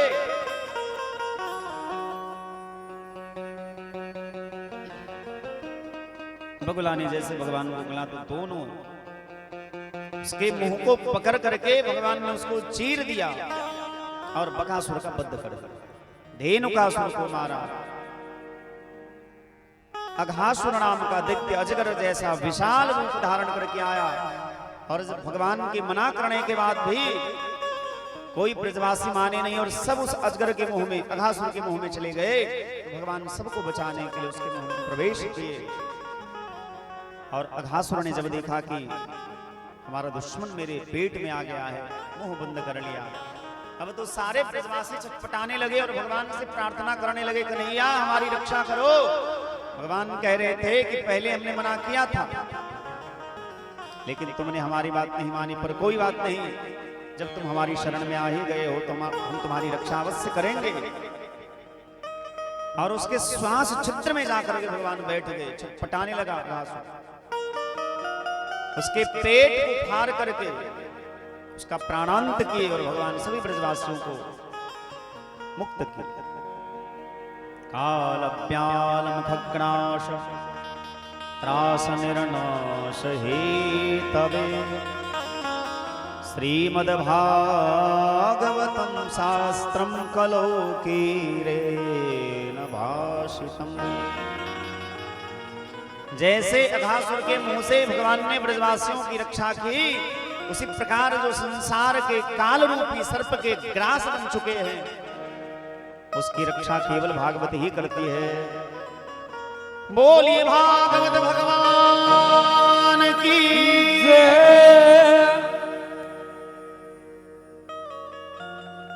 भगवान सभी ब्रजवासियों की रक्षा करते हैं। और जैसे बाहर आए तो ब्रजवासियों ने कहा कि भैया हमको बड़ी जोर की भूख लगी है। सब गोल गोल करके वृत्ताकार में बैठ गए और अपने अपने घर से जो जो भोजन लाए थे सब हाथ में निकाल करके और खाने लगे। ब्रह्मा जी ऊपर खड़े होकर के देख रहे थे भगवान की लीला। विचार करने लगे कि ये कैसा भगवान है भाई, हम आज तक इस कृष्ण को भगवान मानते रहे, पर ये भगवान जैसा तो एक भी आचरण नहीं है इसका। सामान्य व्यक्ति भी यदि भोजन करने बैठता है तो हाथ पैर धो के बैठता है, ये कैसा भगवान है। अभी अभी सांप को मारा है, न हाथ धोया न पैर धोया, न पवित्र हुआ, न कुल्ला आचमन किया और सीधे भोजन लेकर के बैठ गए। नहीं नहीं, ये भगवान नहीं हो सकता। बुद्धि विचलित हो गई, भगवान को तर्क की दृष्टि से देखने लगे और भगवान अतर्क है। मानस में तुलसी बाबा ने भगवान शिव के द्वारा कहलाया है पार्वती जी। राम अतर्क बोधि मनवा, तुम अतर्क बोधि मनवा, राम अतर्क बोधि मनवा, राम अतर्क बोधि मनवा। मत हमार अश सुनो सयानी, मत हमार अस सुनो सयानी, मत हमार अस सुनो सयानी, मत हमार अस सुनो सयानी। भगवान शिव कहते हैं राम अतर्क बुद्धि मनवा। भगवान न इस बुद्धि के द्वारा जाने जाएंगे, न मन के द्वारा, न वाणी के द्वारा। फिर भगवान को जानोगे कैसे भैया? भगवान को कौन कौन जानता है? हम तो नहीं जानते। अब आप में से यदि कोई जानते हो तो वो महान है, लेकिन भगवान ऐसे जानने में नहीं आते। राम अतर्क बुद्धि मनवानी, मत हमार अस सुनहु शयानी। हे भवानी, हे पार्वती, भगवान अतर्क है। कैसे? बुद्धि के द्वारा भगवान नहीं जाने जा सकते, मन के द्वारा नहीं जाने जा सकते हैं, वाणी के द्वारा नहीं जाने जा सकते। भागवत के अंतिम में वर्णन आया है कि ये कथा जो है ये केवल वाग विलास है, ये साधन है, साध्य नहीं है। साधन में और साध्य में अंतर होता है। जैसे आप ट्रेन में बैठते हैं तो ट्रेन में बैठने से पहले भी आपकी बुद्धि में ये बात रहती है कि हमें कहां जाना। ट्रेन में बैठने के बाद भी आपकी बुद्धि में ये बात रहती है कि हमें कहां जाना है। और जब वो स्थान आता है तो आप उस स्थान पर उतर जाते हैं, अर्थात उस स्थान पर जाना ही साध्य है, वो हमारा गंतव्य स्थान है। और साधन क्या है? ट्रेन से जाना। तो ट्रेन साधन हो गया और साध्य क्या है? जहां जाना है वो स्थान। उसी प्रकार भगवान की जो कथा है, पौराणिक कथा है, ये सब साधन है, पर साध्य क्या है? भगवान को पाना। राम अतर्क बुद्धि मनवानी, मत हमार अस सुनहु सयानी। भगवान शिव मानस में कहते हैं, पार्वती भगवान अतर्क हैं, बुद्धि मनवानी के द्वारा नहीं जाने जा सकते हैं। मन क्रम वचन छारी चतुराई, भजत कृपा करिहि रघुराई। मन से, क्रम से, वचन से अपनी चतुरता का त्याग करके जब कोई जीव भगवान का भजन करता है तो भगवान उसके ऊपर कृपा करते हैं। और जब भगवान की कृपा होती है तो सोई जानई जहि देहु जनाई। जिसको भगवान जनवाना चाहते हैं वही भगवान को जान पाता है, बाकी दुनिया में कोई भगवान को जान नहीं सकता। वेद में नासदीय सूक्त है, उसमें सृष्टि के विषय में आप भागवत का जब प्रथम स्कंद पढ़ेंगे, भागवत के पहले स्कंद के पहले अध्याय में ही बड़ा सुंदर वर्णन आया है। धर्मः प्रोजित गहित पुत्र परमो निनवत्सराणाम सताम वेद्यम वास्तव मत्त वस्तु शिवदम तापत्रयोन्मूलनम। वहां जो वास्तवम शब्द है, वेद्यम वास्तव मत्र वस्तु शिवदम तापत्रयोन्मूलनम। वास्तव शब्द का अर्थ है जीव, वास्तव शब्द का अर्थ है जगत, और वास्तव शब्द का अर्थ है जगदीश। इन तीन को जो जान लेता है, जीव क्या है, जगत क्या और जगदीश क्या है, उसका कल्याण हो जाता है। हम लोग जिए तो जा रहे हैं, कमा रहे हैं, खा रहे हैं, सो रहे हैं, पर विचार करने पर पता चलता है कि केवल इस चीज के लिए, इस काम के लिए हमको ये मानव शरीर नहीं मिला। यदि किसी व्यक्ति को लगता है कि हमने मेहनत करके बहुत धन कमाया है तो बड़ा मूर्ख व्यक्ति। धन से मेहनत करके कोई धन नहीं कमा सकता। यदि मेहनत करने से ही धन होता तो रिक्शा चलाने वाला बहुत मेहनत करता, वही दुनिया का सबसे बड़ा धनवान व्यक्ति होता। आपको धन उतना ही मिलता है जितने आपके प्रारब्ध में होगा। और ये बात भी हम नहीं कह रहे भाई, बाद में हमारे ऊपर कोई कटाक्ष न करे। श्रवणदास व्यासपीठ पर बैठ करके ऐसे उल्टा पुल्टा पढ़ा दिया। आयो कर्म च वित्तम च विद्यानि धनमेव च पंचैतान्यपि सृज्यन्ते गर्भस्थस्यैव देहिनः। ये पांच चीज विधाता जीव के हाल में, भाग्य में तभी लिख देते हैं जब वो मां के गर्भ में रहता है। आयो कर्म च वित्तम च विद्या निधनमेव च पंचैतान्यपि सृज्यन्ते गर्भस्थस्यैव देहिनः। गर्भस्थस्यैव देहिनः जब कोई जीव माँ के गर्भ में रहता है उसी समय विधाता उसके भाग्य में ये सब चीज लिख देते हैं।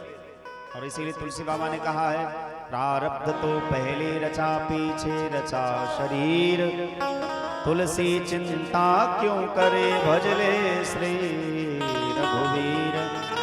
तुलसी चिंता क्यों करे भजले श्री रघुवीर।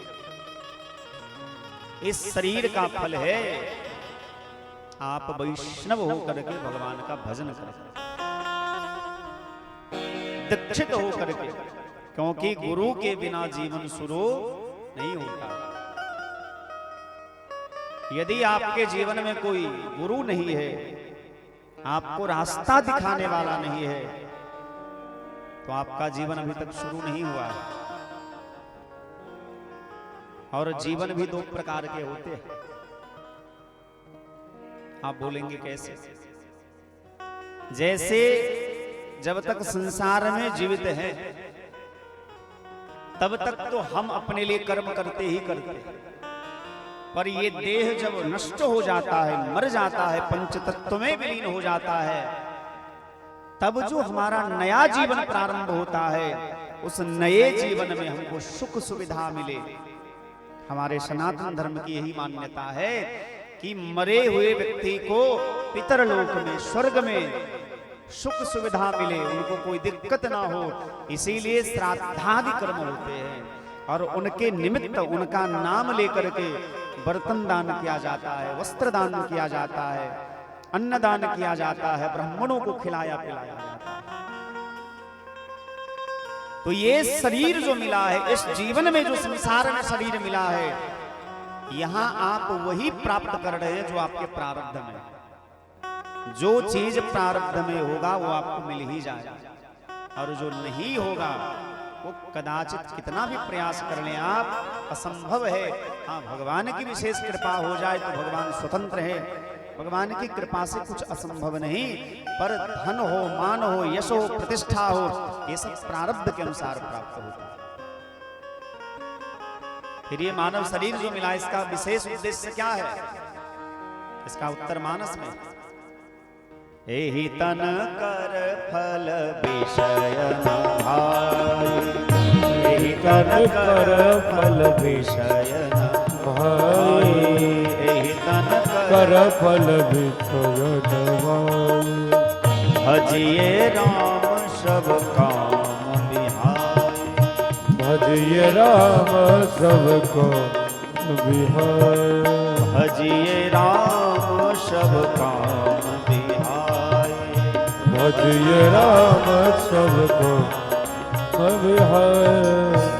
तुलसी बाबा के शब्दों में, यही तन कर फल विषय न भाई, इस शरीर का फल विषय भोग नहीं है, इस शरीर का फल है भजिए राम सब काम बिहाई, सब काम को छोड़ करके कोटिम बिहाय हरिम भजे। बोले एक काल में यदि 100 काम है, एक समय में यदि आपको 100 काम है, उसमें सबसे पहले क्या करिएगा? तो उसका नियम है, सतम विहाय भोक्तव्यम, 100 काम को छोड़ करके पहले आप भोजन कर लीजिए। क्यों? क्योंकि तन बिनु वेद भजन नहीं करना। भोजन करने से देह पुष्ट होता है और भजन करने से आत्मा पुष्ट होती है।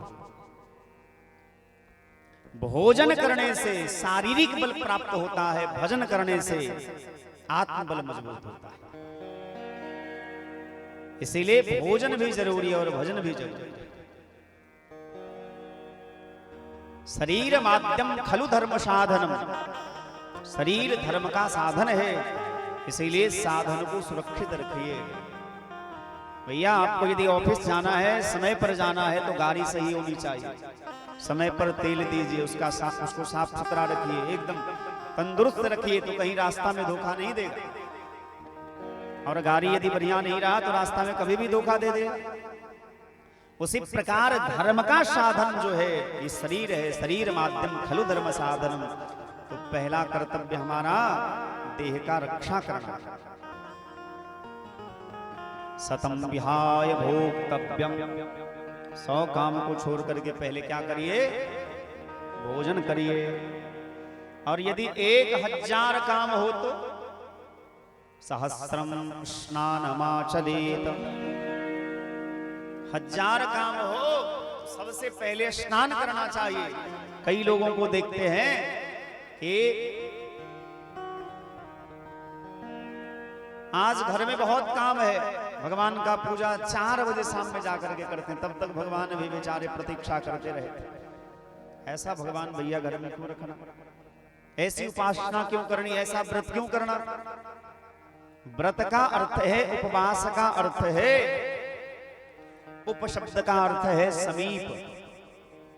भगवान के समीप बैठना ही उपवास कहलाता है। संत महात्माओं के समीप बैठना उपवास कहलाता है। तीर्थ में जाकर के वास करना ही उपवास कहलाता है। और आज मंगल व्रत है तो खाने की कोई चिंता नहीं, तो पूरा दिन भूखे रहे, और जैसे देखे कि शाम होने वाला है, पत्नी भोजन बना करके रख दी होगी तो गए शाम में स्नान किए, भोजन कर लिया। ये कैसा व्रत है? ऐसा व्रत करने से क्या लाभ? कोई लाभ नहीं। व्रत का अर्थ है, उपासना का अर्थ है, उपवास का अर्थ है, भगवान के समीप बैठ करके चिंतन करना, भजन कीर्तन करना, उनकी सेवा करना, अर्चन बंदन करना। इसीलिए 1000 काम को छोड़ करके पहले स्नान करना चाहिए। शतम विहाय भोक्तव्यम सहस्रम स्नानमाचरेत। और बोले 1,00,000 काम हो तो क्या करें? लक्षम विहाय दातव्यम। लक्षम विहाय दातव्यम। यदि घर में 1,00,000 काम है और कोई याचक मांगने के लिए आ गया तो पहले उसको दे दीजिए, क्योंकि शरीर का कोई ठिकाना नहीं है बलराम बाबा। इसीलिए भजन कर मस्त जवानी में बुढ़ापा किसने देखा है?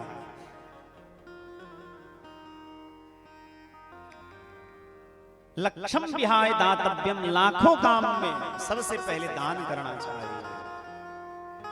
और यदि 1 करोड़ काम हो, मतलब अनंत काम हो, तो क्या करें? बोले कोटिम विहाय हरिम भजेत। करोड़ों काम को छोड़ करके पहले भगवान का भजन करना चाहिए, क्योंकि भगवान का भजन करने से सब कुछ स्वाभाविक रूप से प्राप्त हो जाएगा। भगवान का भजन करते रहिए, बढ़िया बढ़िया भोजन मिल ही जाएगा। अच्छा, एक बात बताइए, आज यदि हम कथा न कह रहे होते तो हमको कोई बुलाता? जब भोजन करने बैठते हैं तो लोग थाली में बढ़िया बढ़िया भोजन परोस के देते हैं, कोई देता? नहीं देता। जाने लगेंगे तो 2, 4, 10 रुपया भी मिल ही जाएगा। क्यों बोल रहा बाबू, मिलेगा कि नहीं? हाँ, जय हो।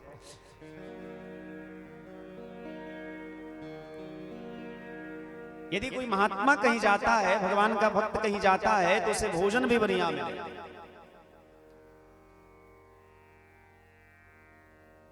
मान सम्मान भी मिलता है, और पॉकेट खर्चा भी मिल ही जाता है। तो भैया और जीवन में क्या चाहिए? भोजन बढ़िया मिल जाए, मान सम्मान मिल जाए, पॉकेट खर्चा मिल जाए, तो इससे ज्यादा क्या चाहिए? अब कल क्या होगा, कल के लिए सोचेंगे, देखें जो भगवान करेंगे वो करेंगे। हमारा कहने का भाव यह है कि भजन की प्रधानता जीवन में होनी चाहिए। आप सब काम करिए, जहां हैं, जिस अवस्था में हैं, आप वहीं रहिए। आपको कहीं बाहर जाने की जरूरत नहीं है, पर जहां है वहां कम से कम भगवान का भजन करिए। जिस अवस्था में है उसी अवस्था में भगवान का भजन करिए। और जो लोग वैष्णव नहीं हुए हैं तो वैष्णव हो जाए। हमको लग रहा है इस गांव में पुरुषों में वैष्णवता का अभाव है। स्त्रियों में तो फिर भी देख रहे हैं, माताएं बहुत वैष्णव हैं, पर पुरुष में वैष्णव का अभाव है। अच्छी बात है, जो लोग हैं वैष्णव वो बहुत अच्छी बात है, लेकिन जो नहीं है तो उनको हो जाना चाहिए। इसलिए हो जाना चाहिए क्योंकि ये बात भी हम नहीं कह रहे हैं, ये सब बात हम मन से बना के नहीं कह रहे।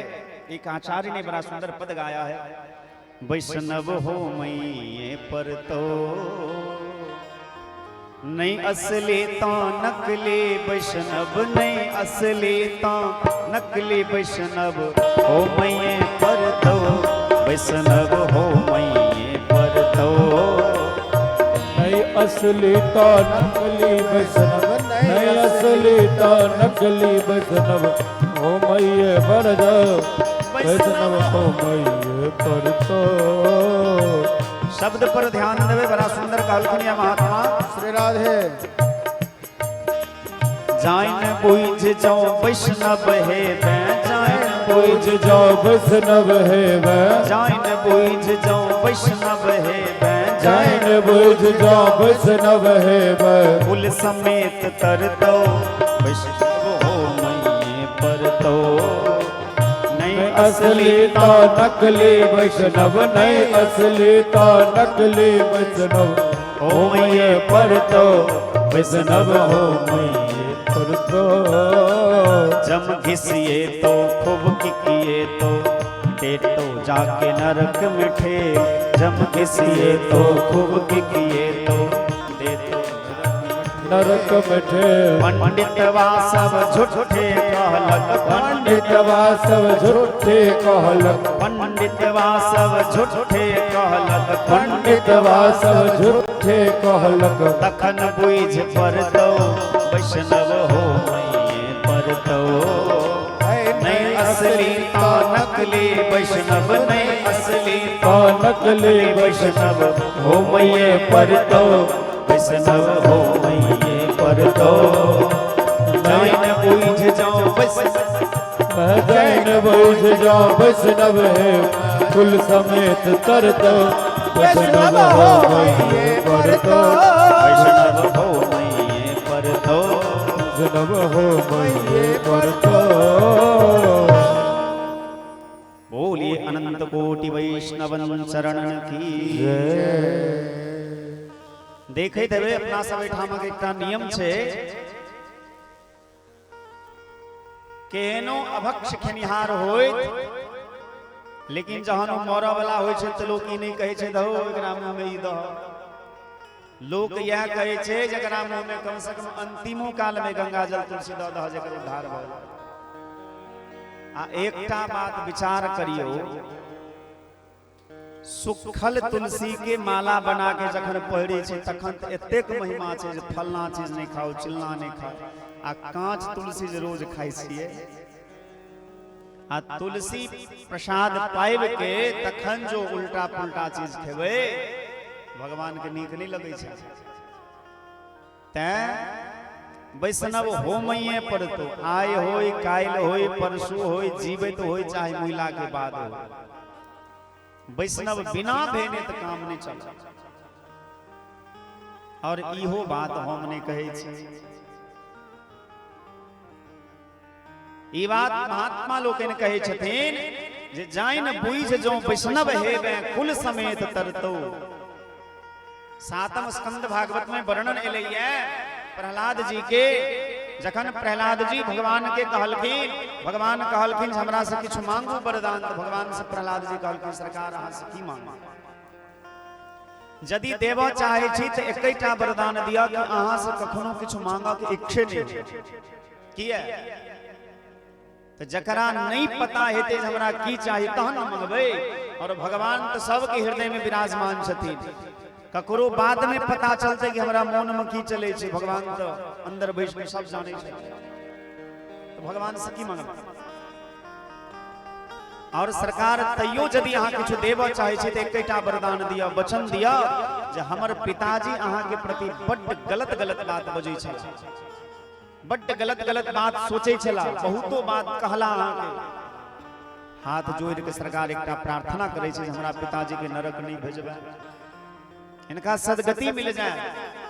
भगवान के आंख से नोर बहा लगलन है।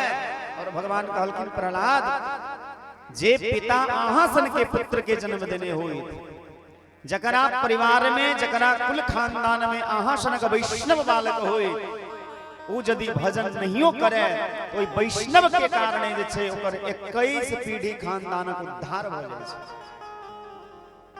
यदि ककरो परिवार में केओ वैष्णव होय छथि, तुलसी माला धारण करे छथि, तिलक लगबै छथि, भगवान के भक्ति स्वीकार करे छथिन, तो पितर लोक में हुनकर पितर सब उत्सव मनबै छथिन, भोज भंडारा करे छथि, सम्मेलन करे छाय, खूब कीर्तन भजन होय छे।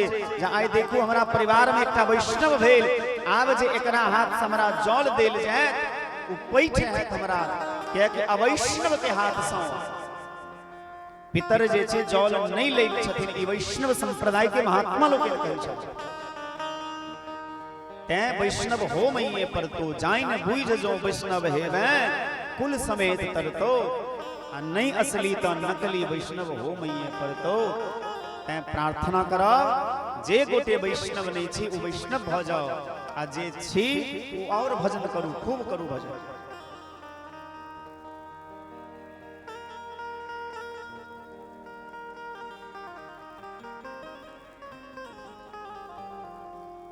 हम निवेदन करे छलो, ब्रह्मा जी के मोह भ गेले भगवान की लीला के देख के और विचार कर लगलखिन जे केहन भगवान छै।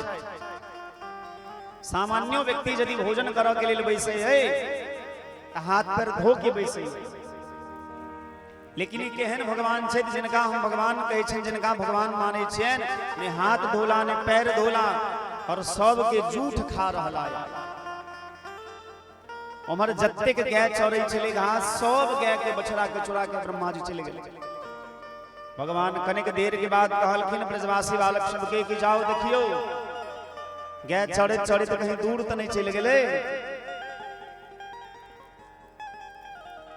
ब्रजवासी बालक सब जखन गेलाया तो ब्रह्मा जी उनको चुरा के ब्रह्मलोक चले गेला।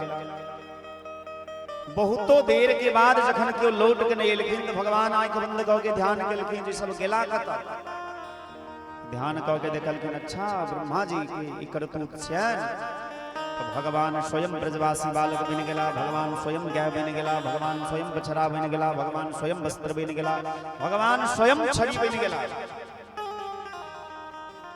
और आइ जखन भगवान अनेक रूप में विभक्त भ के, अनेक रूप धारण क के जखन अपन अपन घर ब्रजवासी के रूप में भगवान गेलखिन है, तो माय बाप के बड़ा प्रसन्नता भेलनि है।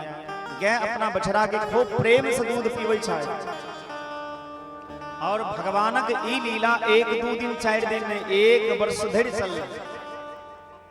ब्रह्मा जी एक बेर आबि के जखन देखलखिन जे अहू ठाम देखै छै वह बच्चा, वह गाय, वह बछड़ा, और ओहू ठाम देखै छियै, तो ब्रह्मा जी के और मोह भ गेल। ध्यान केलखिन भगवान कृष्ण के, और जखन ध्यान केलखिन तो देखलखिन जे साक्षात परमपिता परमात्मा छथि, हमरो पिता छथि। भगवान के चरण में आबि के प्रणाम करे छथिन और बहुत सुंदर स्तुति करे छथिन। तैयो भगवान एक बेर ब्रह्मा जी के तरफ नहीं देखलखिन,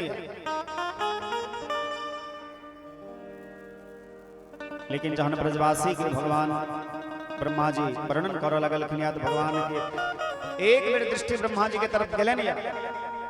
ब्रह्मा जी सब बछड़ा के बालक के आनि के दै छथिन और पुनः भगवान एहि लीला के संवरण करे छथि। बोलिए भक्तवत्सल भगवान की जय। एहि प्रकारे भगवान वृंदावन में रह के अनेकों लीला करे छथि। एक दिन भगवान खेलैत खेलैत खेलैत यमुना जी के जल में कुदलैत और कालिए नाग के मान मर्दन केलखिन। जखन नाग पत्नी देखलखिन जे हमर पति आब बचऽ वाला नहीं छथि, तो गेलखिन और भगवान से प्रार्थना करे छथिन, न्यायो हि दंडः कृतकिल विशेषमिन् तवावतारः फलनिग्रहाय। हे प्रभु आपने बहुत अच्छा किया। भगवान कहने लगे अच्छा, अभी तो 5 मिनट पहले कह रही थी ऐ बालक यदि जान प्यारी है तो भागो यहाँ से, और अभी कह रहे हो बहुत अच्छा किया। तो भैया शेर को जब सवा शेर से भेंट होता है तो अकल ठिकाने आ जाती है।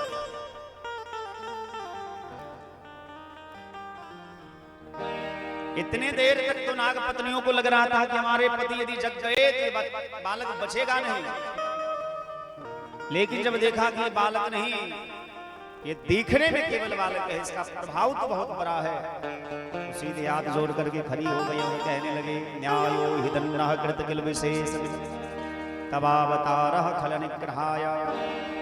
हे प्रभु मैं जान गई कि आपका अवतार दुष्टों का दमन करने के लिए हुआ है और मेरा पति बहुत दुष्ट है।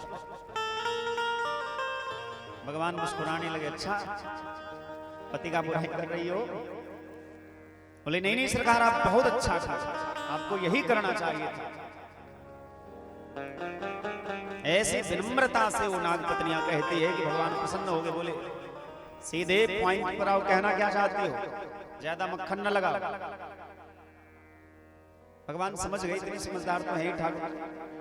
बोले सीधे मुद्दा पर आओ, कहना क्या चाहती हो?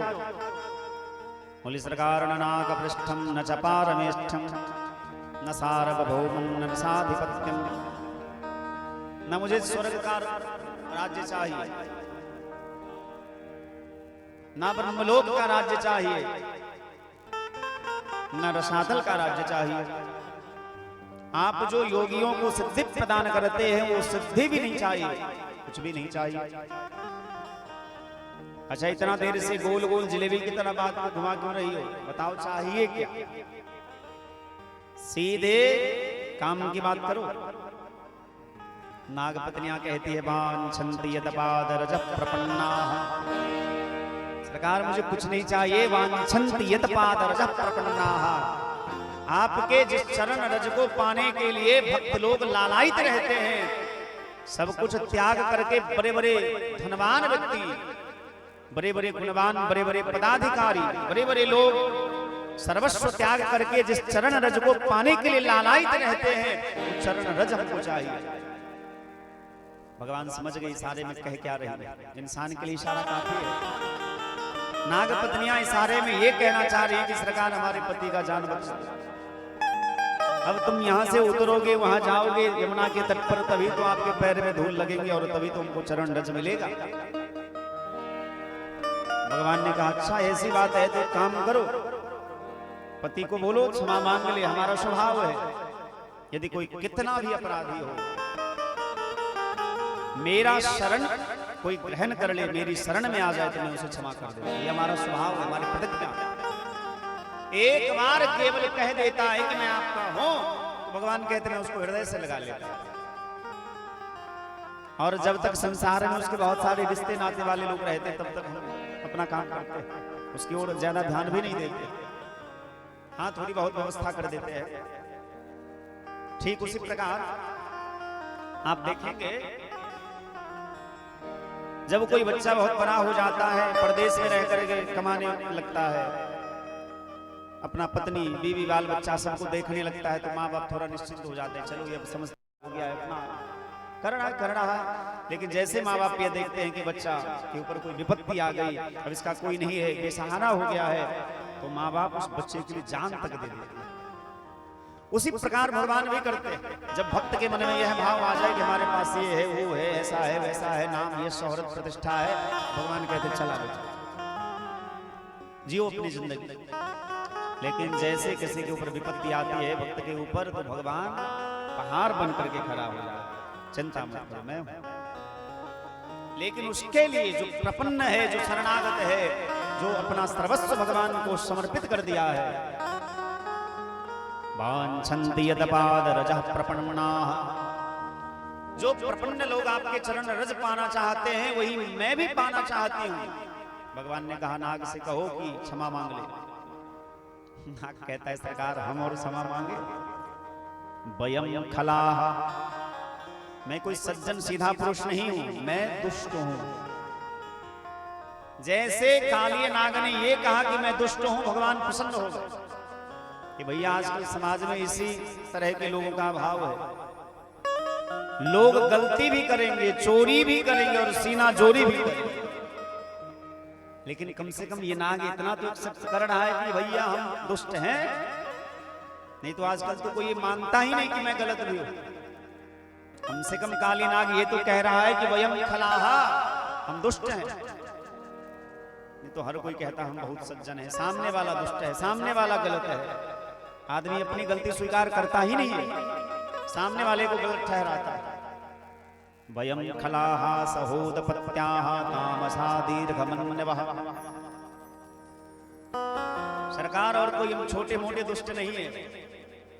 सहोदपत्याः, जन्म से ही जन्मजात दुष्ट है।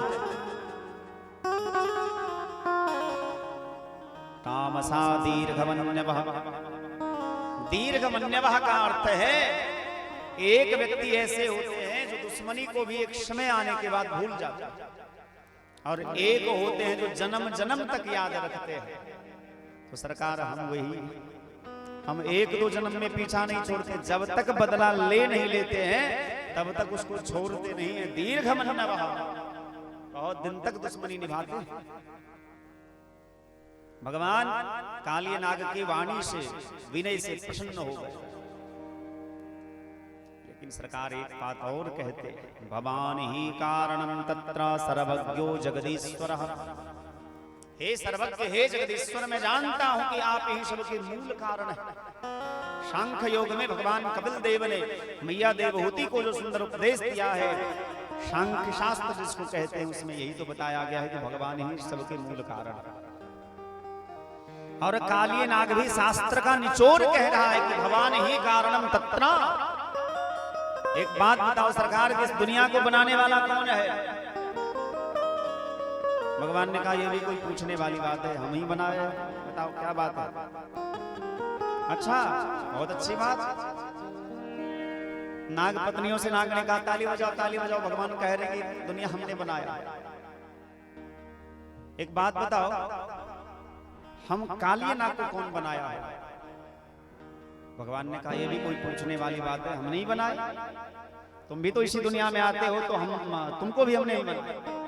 अच्छा, तो हमको भी आपने ही बनाया। हमारे अंदर जहर किसने डाला? ये सब संसार में जो हो रहा है ये कौन कर रहा है? भगवान फंस गए जा। और दो प्रसंग भागवत में ऐसे आए हैं जहां भगवान एक क्षण के लिए चुप हो गए। जब एक बार काली नाग ने कहा कि भगवान ही कारणम तत्र, सबके मूल कारण आप ही हो, मैं जानता हूं, तो फिर दोष हमारा है।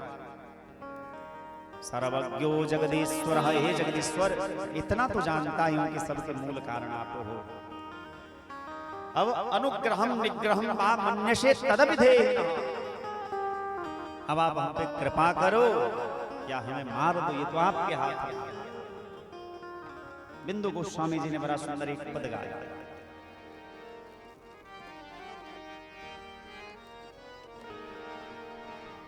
अधमो को नाथ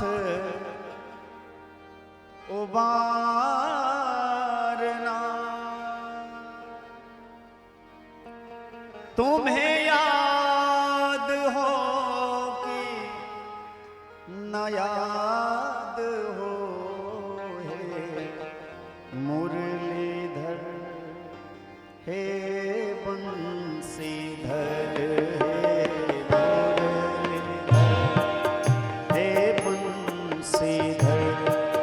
अधमों को नाथ उबारना, अधमों को नाथ उबारना, तुम्हें याद हो कि न याद हो, हे मुरलीधर, हे बंसीधर, हे मुरलीधर, हे मुरलीधर, हे बंसीधर, हे मुरलीधर, हे बंसीधर।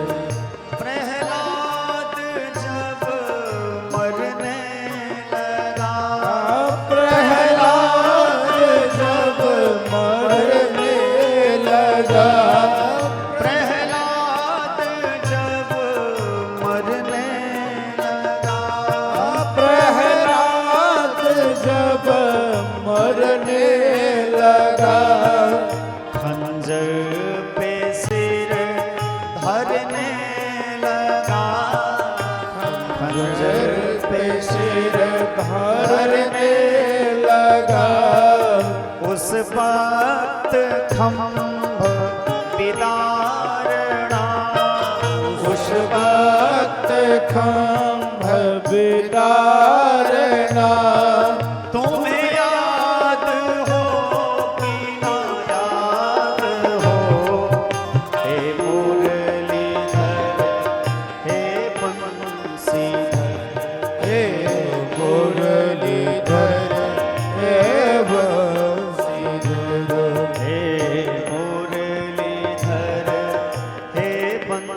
बंसीधर मुरलीधर हे बंसीधर।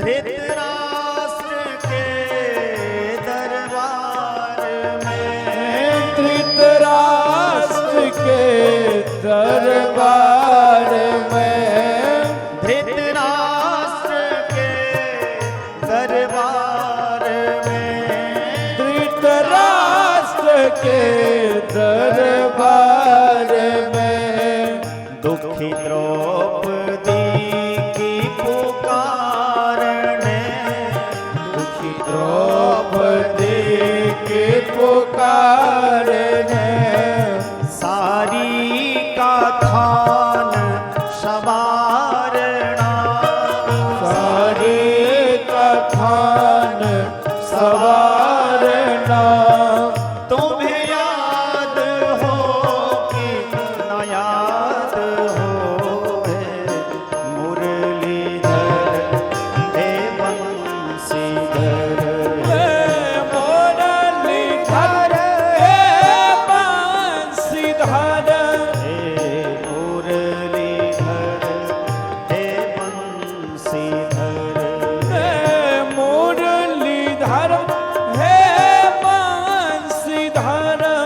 सुरराज ने जो किया प्रलय सुरराज ने जो किया प्रलय सुरराज ने जो किया प्रलय सुरराज ने जो किया प्रलय ब्रजराज बसने के समय आज बसने के समय गिरिवर नखों पर धारणा गिरवर नखों पर धारणा तुम्हें याद हो कि ना याद हो मुरलीधर हे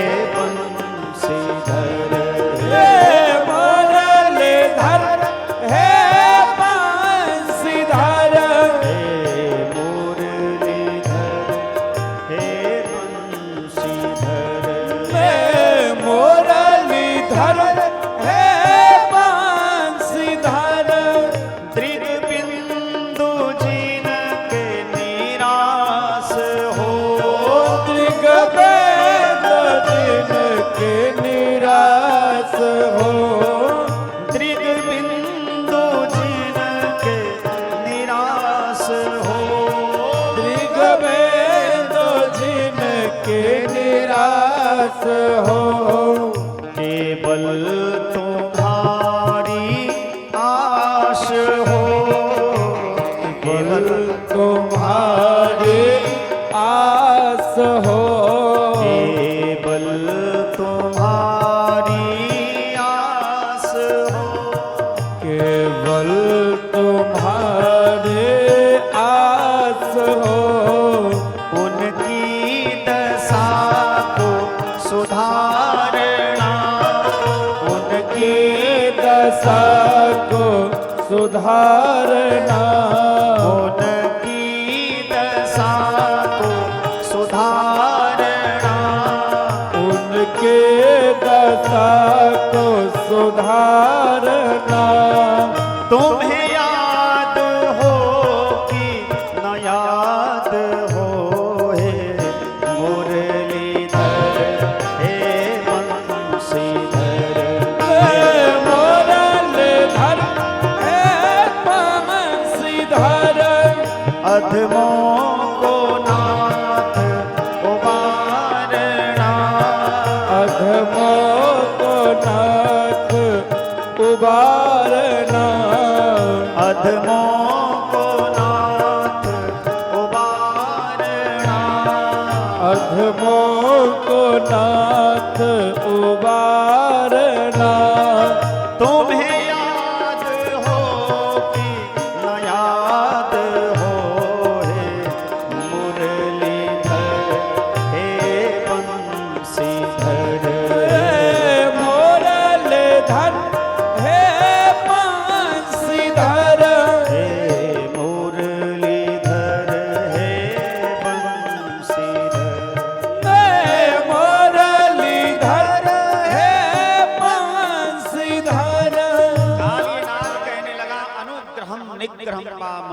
तद विधि। सरकार अब आप कृपा करिए या हमको दंड दीजिए, ये आपके हाथ में है। भगवान प्रसन्न हो गए और कहने लगे कि आपने बहुत अच्छी बात कही, लेकिन आपके रहने के लिए हमने रमणक द्वीप की व्यवस्था की है, आप वहां वास करिए। कालिय नाग कहने लगा कि सरकार वहीं रह रहे थे, पर गरुड़ ने हम सबको एक एक करके मारना प्रारंभ किया, तो हम अपनी जान बचाने के लिए यहाँ आकर के गुप्त रूप से रहने लगे। भगवान ने कहा कि गरुड़ देव अब तुम्हारा कुछ नहीं बिगाड़ेगा। क्यों? क्योंकि तुम्हारे मस्तक पर हमारा चरण चिन्ह है, और जिसके ऊपर भगवान की कृपा हो, भगवान उसके जिसके ऊपर भगवान कृपा कर देते हैं, काल उसका कुछ भी नहीं बिगाड़ता है। भगवान के चरणों में प्रणाम करके कालिय नाग पूरे परिवार को लेकर के रमणक द्वीप में जाकर के रहने लगे। भगवान ने जमुना जी के जल को स्वच्छ किया, पवित्र किया, और वहां का वातावरण जो दूषित हो गया था, चारों तरफ एक भगवान की लीला से ही आग लगी, और अग्निपान करके भगवान ने समस्त ब्रजवासियों की रक्षा की। एक दिन भगवान गोपियों के पीछे पीछे गए और चीर हरण किए। जब गोपियां कात्यायनी मैया के चरणों में प्रणाम करके यह प्रार्थना करती थी, कात्यायनी महामाये महायोगिन्यधीश्वरी नंद गोप सुतम देवीं पतिं मे कुरुते नमः। यदि कोई लड़की है और जिसको सुंदर पति चाहिए, तो उसके लिए बड़ा सुंदर ये मंत्र है, और इस मंत्र का यदि निष्ठा से जाप करे, व्रत करे, तो निश्चित पति सुंदर प्राप्त होता है। कात्यायनी महामाये महायोगिन्यधीश्वरी नंद गोप सुतम देवीं पतिं मे कुरुते नमः। भगवान एक दिन पीछे पीछे गए और विचार करने लगे कि जब यह समस्त गोपियां हमको पति के रूप में प्राप्त करना चाहती है, तो हमारा दायित्व है इसकी रक्षा करना। और चीर हरण करके भगवान ने माया का पर्दा हटाया, वचन दिया, समय आने पर तुम सबका मनोरथ पूरा होगा। एक संत ने बड़ी प्यारी बात कही है, ब्रजे बसंतम नवनीत चौरम गोपांगनानाम दुकूल चौरम अनेक जनमार्जित पाप चौरम चौराग्रगण्यम पुरुषम नमामि। जिन भगवान ने ब्रजवासियों के घर में जाकर के माखन चुराया, जिन भगवान ने गोपियों का चीर हरण किया, वही भगवान हमारे जन्म जन्मांतर के पापों को नष्ट कर दे। अनेक जन्मार्जित पाप चौरम चौराग्रगण्यम पुरुषम नमामि।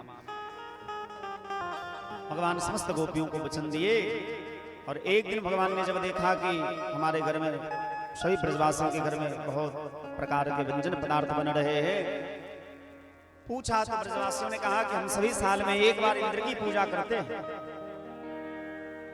बोले क्यों? क्योंकि इंद्र यदि प्रसन्न होते हैं तो वर्षा अच्छी होती है, फसल बढ़िया होता है। भगवान ने तर्क दिया कि नहीं नहीं, कर्मणा जायते जंतु कर्मणैव प्रविलीयते सुखम दुखम तथा क्षेमम कर्मणैवाभिपद्यते। प्रत्येक जीव कर्म के कारण ही सुख दुख भोगते हैं, इसलिए हमें अपना अच्छा कर्म करना चाहिए। और सभी ब्रजवासियों को लेकर के भगवान गिरिराज महाराज की तलहटी में गए, और वहां भगवान स्वयं प्रकट होकर के 56 भोग का भोग लगाए हैं, चार परिक्रमा लगाए हैं। रात्रि में ब्रजवासियों ने विश्राम किया। वर्षा विगत शरद ऋतु आई। वर्षा ऋतु में भगवान की सुंदर स्तुति गाई गई है। वेणु गीत का वर्णन है, युगल गीत का वर्णन है, जहां गोपियां भगवान के नित्य स्मरण करती है। बरहा पीरम नटवर बपोह कर्णयोः कर्णिकारं विप्रदवासः कनककपिशं वैजयन्तीं च मालां रन्ध्राण वेणोरधरसुदया पूरयन् गोपवृन्दैः वृन्दारण्यं सपदरमणं प्राविशद गीतकीर्तिः। भगवान जब संध्याकालीन बेला में गोचारण करके लौटते हैं, तो समस्त गोपियां भगवान के सुंदर गीत गाती है। भगवान वेणुनाद जब करते हैं, वेणुनाद की बड़ी प्रशंसा की गई है। वेणु गीत का अर्थ है वकार इति ब्रह्मानंद विषयानंद तो अनुयशनात्, अर्थात जिस धुन को सुनने के बाद ब्रह्मानंद भी और विषयानंद भी छोटा प्रतीत होने लगे, उस धुन का नाम क्या है? बोले परमानंद। परमानंद पूरी मन राजा कहा बुलाई बजा बहु बाजा। ब्रह्मानंद से ऊपर है परमानंद। राम जी के जन्म के विषय में जब दशरथ जी को पता चला, तो केवल दशरथ पुत्र जन्म सुनिकाना मानो ब्रह्मानंद समान। लेकिन जब चारों भैया के रूप में भगवान आए, तो परमानंद पूरी मन राजा। और विवाह में भी, भगवान के विवाह के संदर्भ में भी वर्णन किया गया है। जनु पाए महिपाल मणि क्रियन सहित फलचार। वेणु गीत की बड़ी प्रशंसा की गई है। और धीरे धीरे समय बीता, शरद ऋतु का आगमन हुआ। शरद पूर्णिमा की रात में भगवान ने सुंदर रास विहार किया है गोपियों के साथ। 5 अध्याय में भगवान श्री सुखदेव स्वामी रासलीला की कथा सुनाते। भगवान पिता रात्रि शरदोत फुल्ल मल्लिका वीक्षरन्तुम मनश्चक्रे योग मायामुपाश्रितः। ऐसे तो भैया रास की कथा सुनने का अधिकार किसी को है नहीं और कहने का भी अधिकार किसी को नहीं है। रास की कथा कहने और सुनने का अधिकार केवल उसको है जो रस स्वरूप हो गया। धर्म सम्राट स्वामी श्री कृपात्री जी महाराज के विषय में वर्णन आया है। एक बार जब श्री धाम वृंदावन पधारे और ब्रजवासियों ने कहा कि प्रभु आप रास पंचाध्याय की कथा करिए, और जब वो व्यास पीठ पर बैठ करके रास की कथा कहने लगे और जैसे उन्होंने रास प्रसंग का पहला श्लोक बोला तो उनको समाधि लग गई और उनके द्वारा बड़े सुंदर सुंदर ग्रंथ लिखे गए। वेद पर उन्होंने बहुत बड़ी भूमिका लिखी है, बहुत बड़ा भाष्य लिखा है। शायद जहां तक मुझे स्मरण है वेदार्थ पारिजात करके, क्यों प्रेमदास वही है ना, वेदार्थ पारिजात करके है जो धर्म सम्राट स्वामी श्री कृपात्री जी महाराज ने ही लिखा। बहुत बड़े विद्वान थे, उन्होंने ही धर्म संघ की स्थापना की। आज भले चाहे जो पक्ष के जो नेता हो, चाहे वो बीजेपी वाले हो, कांग्रेस वाले हो, जदयू जो भी हो, भले ये कहे कि हमने ये किया, हमने वो किया, हमने वो किया, लेकिन इस भारतवर्ष के पहले संत वो हैं जो इंदिरा गांधी के समय में विरोध किया था गो हत्या के लिए। पहले संत वो हुए जिन्होंने प्रधानमंत्री भवन के पास जाकर के इसका विरोध किया था कि गो हत्या नहीं होनी चाहिए। और आज भी हमारे देश में एक ऐसे शंकराचार्य भगवान है, उन्होंने प्रतिज्ञा की है कि जब तक यह देश, हमारा देश हिंदू राष्ट्र नहीं बनेगा और जब तक वो हत्या बंद नहीं होगा भारत में, तब तक हम उपानह धारण नहीं करेंगे। और सौभाग्य से वो संत हमारे मिथिला के अनंत श्री विभूषित पूज्यपाद श्री निश्चलानंद सरस्वती महाप्रभु जो पूरी पीठाधीश्वर है, आज भी ऐसे बड़े बड़े संत हैं और इन्हीं संतों के द्वारा यह पृथ्वी टिकी हुई है। इस पृथ्वी को 7 चीजों ने धारण कर रखा है। 7 स्तंभ हैं, बोले कौन कौन से? गोभी वेदैश्च विप्रैश्च सतेधे सत्यवादिनी। एक स्तंभ गाय है, एक स्तंभ वेद पाठी ब्राह्मण है। वो ब्राह्मण नहीं जो ब्राह्मण परिवार में जन्म तो लिया लेकिन खरे खरे लफ्ज़ का शौच सोच का कोई विचार नहीं, भक्षा भक्ष का कोई विचार नहीं, कहीं खाना खा लिए, किसी के हाथ से खा लिए, कहीं बैठ गए, ऐसे ब्राह्मण नहीं। जो वेद पाठी ब्राह्मण है, गोभी वेदैश्च विप्रैश्च, एक स्तंभ गाय है, एक स्तंभ वेद है, एक स्तंभ विप्र है, एक स्तंभ पतिव्रता स्त्री है, एक स्तंभ सत्यवादी लोग हैं, एक स्तंभ अलुब्धा दान और एक स्तंभ शीलवान चरित्रवान पुरुष है। सप्तेते धारयति महिमे, 7 स्तंभ एक पृथ्वी को धारण कर रखे।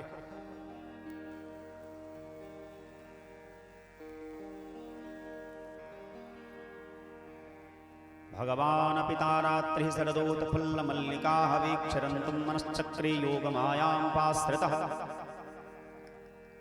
भगवान योग माया का आश्रय लेकर के अपने मन को बनाए और सबसे पहले भगवान ने बांसुरी धारण किया और बांसुरी में सम्मोहन बीज मंत्र जो है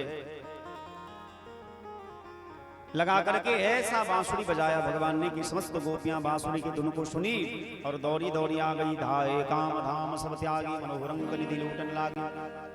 जन्म जन्मांतर से जो गोपियां, जो भक्त भगवान के रासोत्सव में आना चाहते थे, ऐसे रासोत्सव में बुलाने के लिए भगवान ने बांसुरी बजाया। सुखदेव बाबा लिखते हैं, निशम्य गीतम तदरंग वर्तनम ब्रजस्त्रिः कृष्ण गृहीत मानसाः आजगमुरन्योन्मलक्षितोत्तमाः सयत्र कांतो जबलोल कुंडलाः। जैसे भगवान ने बांसुरी बजाया और गोपियों ने सुना तो निशम्य गीतम तदनंग वर्धनम, उसके अंग में अनंग का वृद्धि होने लगा, अर्थात काम बढ़ने लगा। काम क्या? बोले भगवान से मिलने की काम। काम ऐसे तो पतन का कारण है, लेकिन जब भगवान के लिए काम बढ़े तो काम भी उद्धार कारक बन जाता है। तदनंग वर्धनम ब्रजस्त्रिः कृष्ण गृहीत मानसाः, समस्त गोपियों के मन को, चित्त को भगवान ने चुरा लिया। आजगमुरन्योन्मलक्षितोत्तमाः सयत्र कांतो जबलोल कुंडलाः। जो जिस काम में लगी थी उस काम को छोड़ करके भगवान के पास आ गई और एक एक करके जब समस्त गोपियां आ गई तो भगवान ने कहा स्वागतम वो महाभागा प्रियम किम करवाणि वह। आपका कौन सा प्रिय कार्य करूं, आप क्यों आई हैं? बुरुता गमन कारण, अपने आगमन का कारण बताइए। अब ये तो वही वाली बात हो गई कि पहले कोई निमंत्रण दे करके बुला ले और बाद में कहे कि आप क्यों आए। पहले कोई किसी को निमंत्रण दे दे और जब वहां प्रसाद पाने के लिए जाए तो आपसे घर का मालिक पूछे भैया क्यों, क्या बात है, कैसे आए थे, तो कितना बुरा लगेगा। यही हाल हुआ गोपियों का। भगवान ने 1 वर्ष पूर्व चीर हरण करके वचन दे दिया कि आपका मनोरथ पूरा होगा। आज जब शुभ तिथि आई तो भगवान ने बांसुरी बजा करके गोपियों को बुला भी लिया। और जब समस्त गोपियां सब कुछ छोड़ छाड़ करके आ गई तो भगवान पूछते हैं ब्रूता गमन कारण, आगमन का कारण बता। गोपियां बड़ी उदास हो गई और मन ही मन कहने लगे कि ये कैसा झीठ है। आज एक ग्रंथ पर रहते बहुत समय का बड़ा अभाव है और मुझे भगवान कृष्ण और रुक्मिणी का विवाह उत्सव भी करना है। भगवान की झांकी बन गई, झांकी नहीं बनी रहती तब तो कल विवाह कराते, लेकिन कल हमने कथा में कह भी दिया था, निवेदन कर भी दिया था। 1 दिन कथा और शेष है और भैया 7 दिन में पूरी भागवत की कथा नहीं हो पाती, चाहे जितना कोई प्रयास कर ले। हाँ, यदि 2 समय कथा हो, 3-4 घंटा सुबह में, 3-4-5 घंटा शाम में, कम से कम 10 घंटा यदि रोज कथा हो तब जाकर के लगभग संभवतः प्रयास किया जाने पर थोड़ा बहुत कथा का अंश बच जाता है, नहीं तो अधिकतर कथा हो जाती है। पर अब ये शेड्यूल से करे यदि कोई कथा की शाम को 3 घंटा 4 घंटा बोलना है तो 7 दिन में कथा संभव नहीं, असंभव है। और ऐसे भी एक बार में पूरी कथा समझ में नहीं आती, इसलिए मुहुर्हो रसिका भूमि भावुका, बार बार कथा सुननी चाहिए। एक बार से यदि 2 चीज में संतोष नहीं करना चाहिए। गुरु जी किस किस चीज में? अच्छा 3 में, किस किस चीज में?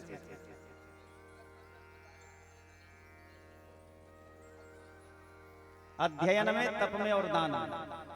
इस 3 काम में संतोष नहीं करना चाहिए। और किस किस चीज में संतोष कर लेना चाहिए? भोजन में, स्त्री में, धन में, अपना धन, इस 3 चीज में संतोष कर लेना चाहिए। पत्नी जैसी मिले उसी में संतोष रखिए, इधर उधर नजर न दौड़ाइए, जैसी मिली उसी को रखिए। तो पत्नी में, भोजन जैसा मिल गया उसी में संतोष रखिए। और धन में नहीं, आप आपको नहीं समझाइए, नियम है। हम कहीं पढ़ रहे थे तो नियम है कि भागवत कथा करा रहे तो कम से कम 2 तोला सोना जो है दान करना चाहिए। और 2 तोला सोना का मतलब हो गया आजकल के हिसाब से 2 लाख रुपए। ये तो केवल कथावाचक का बनता है, पंडित जी का अलग, उप पंडित जी के अलग, कलाकार के अलग, कैमरा वाला का अलग, सबका अलग अलग। चलिए कोई बात नहीं। भगवान अपिता रात्रि सरदोत फुल्ल मल्लिकाः वेक्षरंतुम मनश्चक्रे योग माया आश्रितः। भगवान ने योग माया का आश्रय लेकर के समस्त गोपियों को बुलाया। कृष्ण प्रहित मानसा, भगवान ने समस्त गोपियों के मन को चुरा लिया। और जब गोपियां कहने लगी कि कन्हैया तुम्हारा दर्शन करने के लिए मैं आई थी और अब तुम्हारी आज्ञा हो तो मैं चली जाऊं, भगवान ने कहा जरूर चले जाना चाहिए, घर में बहुत सारे काम होंगे, आपके पति आपकी प्रतीक्षा कर रहे होंगे। शास्त्र में नियम है, भागवत का 29वां अध्याय उल्टा करके देखिए, यदि पति के होते हुए कोई उपपति से, जिसको प्रेमी कहते हैं, हमारा पति है, आजकल सोशल मीडिया में आप देखते सुनते होंगे कि ये अपने देवर के साथ भाग गई तो कोई ससुर के साथ, कोई मामा के साथ, कोई नौकर के साथ, ये सब आजकल बहुत कॉमन हो गया। तो शास्त्र कहता है कि जो पत्नी उपपति को ग्रहण करता है, उपपति को स्वीकार करता है, उसको 6 दोष लगता है। उसका उसकी अपकीर्ति होती है, अस्वर्ग है, उसको प्रतिष्ठा नहीं मिलती है, स्वर्ग नहीं मिलती है। ऐसे कई दोष गिनाए गए हैं। लेकिन विचार करिए सूक्ष्म दृष्टि से तो भगवान ही सबके पति हैं, संसार के लोग उपपति हैं। वस्तुतः पति भगवान ही है, क्योंकि पति शब्द का अर्थ है पारक्षणे धातु से पति शब्द बनता है। जो हमारी रक्षा करे। तो संसार के पति रक्षा नहीं करते हैं। आप बोलिएगा नहीं महाराज जी आप तो झूठ कह रहे हैं। तो भैया हम झूठ नहीं कह रहे, शास्त्र कह रहा है कि द्रौपदी के 5 पति थे पर एक ने भी रक्षा नहीं की। तो वही असली पति आकर के बचाया। असली पति वही है। ये संसार के जो पति है, देह के पति है, देह खत्म हुआ नेह भी खत्म हो गया। जब तक देह है तब तक नेह है, देह गया तो नेह भी चला जाएगा। इसलिए परम पति को, अपने असली पति को कभी नहीं विसारना चाहिए। गोपियां कहती हैं संचांग नस्तधरामृतम, अपने अधरामृत का पान करके हमारे सूखे हुए जीवन को संचित करो। जैसे कोई पेड़ सूख जाए तो पेड़ में पानी डालने से पेड़ हरा भरा हो जाता है, उसी प्रकार हमारा जीवन तुम्हारी प्रतीक्षा करते करते हमारा जीवन मानो सूख गया है। इसलिए सिंचांगनस्तोधरामृतम, अपने अधरामृत का पान करा करके, जिस अधरामृत को पान करने के लिए भगवान शिव बांस के रूप में आए और उसी बांस से बंसी तैयार हुई, बांसुरी बनकर, और बांसुरी बनकर के भगवान आपके अधरामृत से लगे रहते हैं। उसी अधरामृत का पान करा करके हम समस्त गोपियों का उद्धार करिए, संचांग संचित करिए। भगवान जितनी गोपियां थी उतने रूप धारण करके समस्त गोपियों के साथ रास विहार करने लगे। बोले रास का अर्थ यह नहीं है कि भगवान नृत्य करने, रास का अर्थ है रसो वैसह, रस स्वरूप हो जाना, भगवान के उस दिव्य भाव को प्राप्त हो जाना। यत गत्वान निवर्तन्ते तद्धाम परमं मम, जहां जाने के बाद जीव का आना जाना बंद हो जाता है, उस परम धाम की प्राप्ति के लिए जिस रस का पान करे, रसो वैसह, वही रस है। और उसी रस का पान करने के लिए रामचरित सुनिबे को रसिया, हनुमान जी महाराज को रसिया कहा गया। उसी रस का पान करने के लिए हनुमान जी महाराज कभी गए नहीं, और इसीलिए चारों युग प्रताप तुम्हारा, चारों युग में उनका प्रताप। लेकिन जब भगवान गोपियों के सारे प्रणाचने लगे, शेष गणेश महेश दिनेश सुरेश ही जाहि निरंतर ध्यावे, ताहि अहीर की छोहरियां छछियां पर छाछ पे नाच नचावे। गोपियों के सारे पर जब भगवान नाचने लगे तो गोपियों के मन में दम था। यदि कोई बड़ा व्यक्ति आपको सम्मान कर रहा है तो आपको प्रसन्न होना चाहिए, अभिमान नहीं करना चाहिए। वो तो हमारे जेब में, हमारा वो चेला था, उसको भागवत पढ़ा रहे थे, 10-5 दिन पढ़ा, बहुत अच्छे से पढ़ाए, एक एक अक्षर करके पढ़ाए। ऐसे तो भैया आजकल चेला मिलता नहीं है, यहाँ गुरु का मेला है ना कोई किसी का चेला। 2-4 अक्षर पढ़ क्या लिया, 10-20 मंत्र सीख क्या लिया, गुरुए बन जाता। लेकिन नहीं, चेला को हर समय जीवन पर्यंत ये याद रखना चाहिए, यदि हमने किसी से एक अक्षर भी प्राप्त किया है तो इस बात को जीवन भर याद रखना चाहिए, और उनके प्रति गुरुत्व वाला भाव ही होना चाहिए। ऐसा नहीं कि आज हम बहुत आगे बढ़ गए, तुम बहुत बड़े हो गए, नहीं नहीं, गुरु गुरु ही होता है और शिष्य शिष्य ही होता है गुरु के लिए।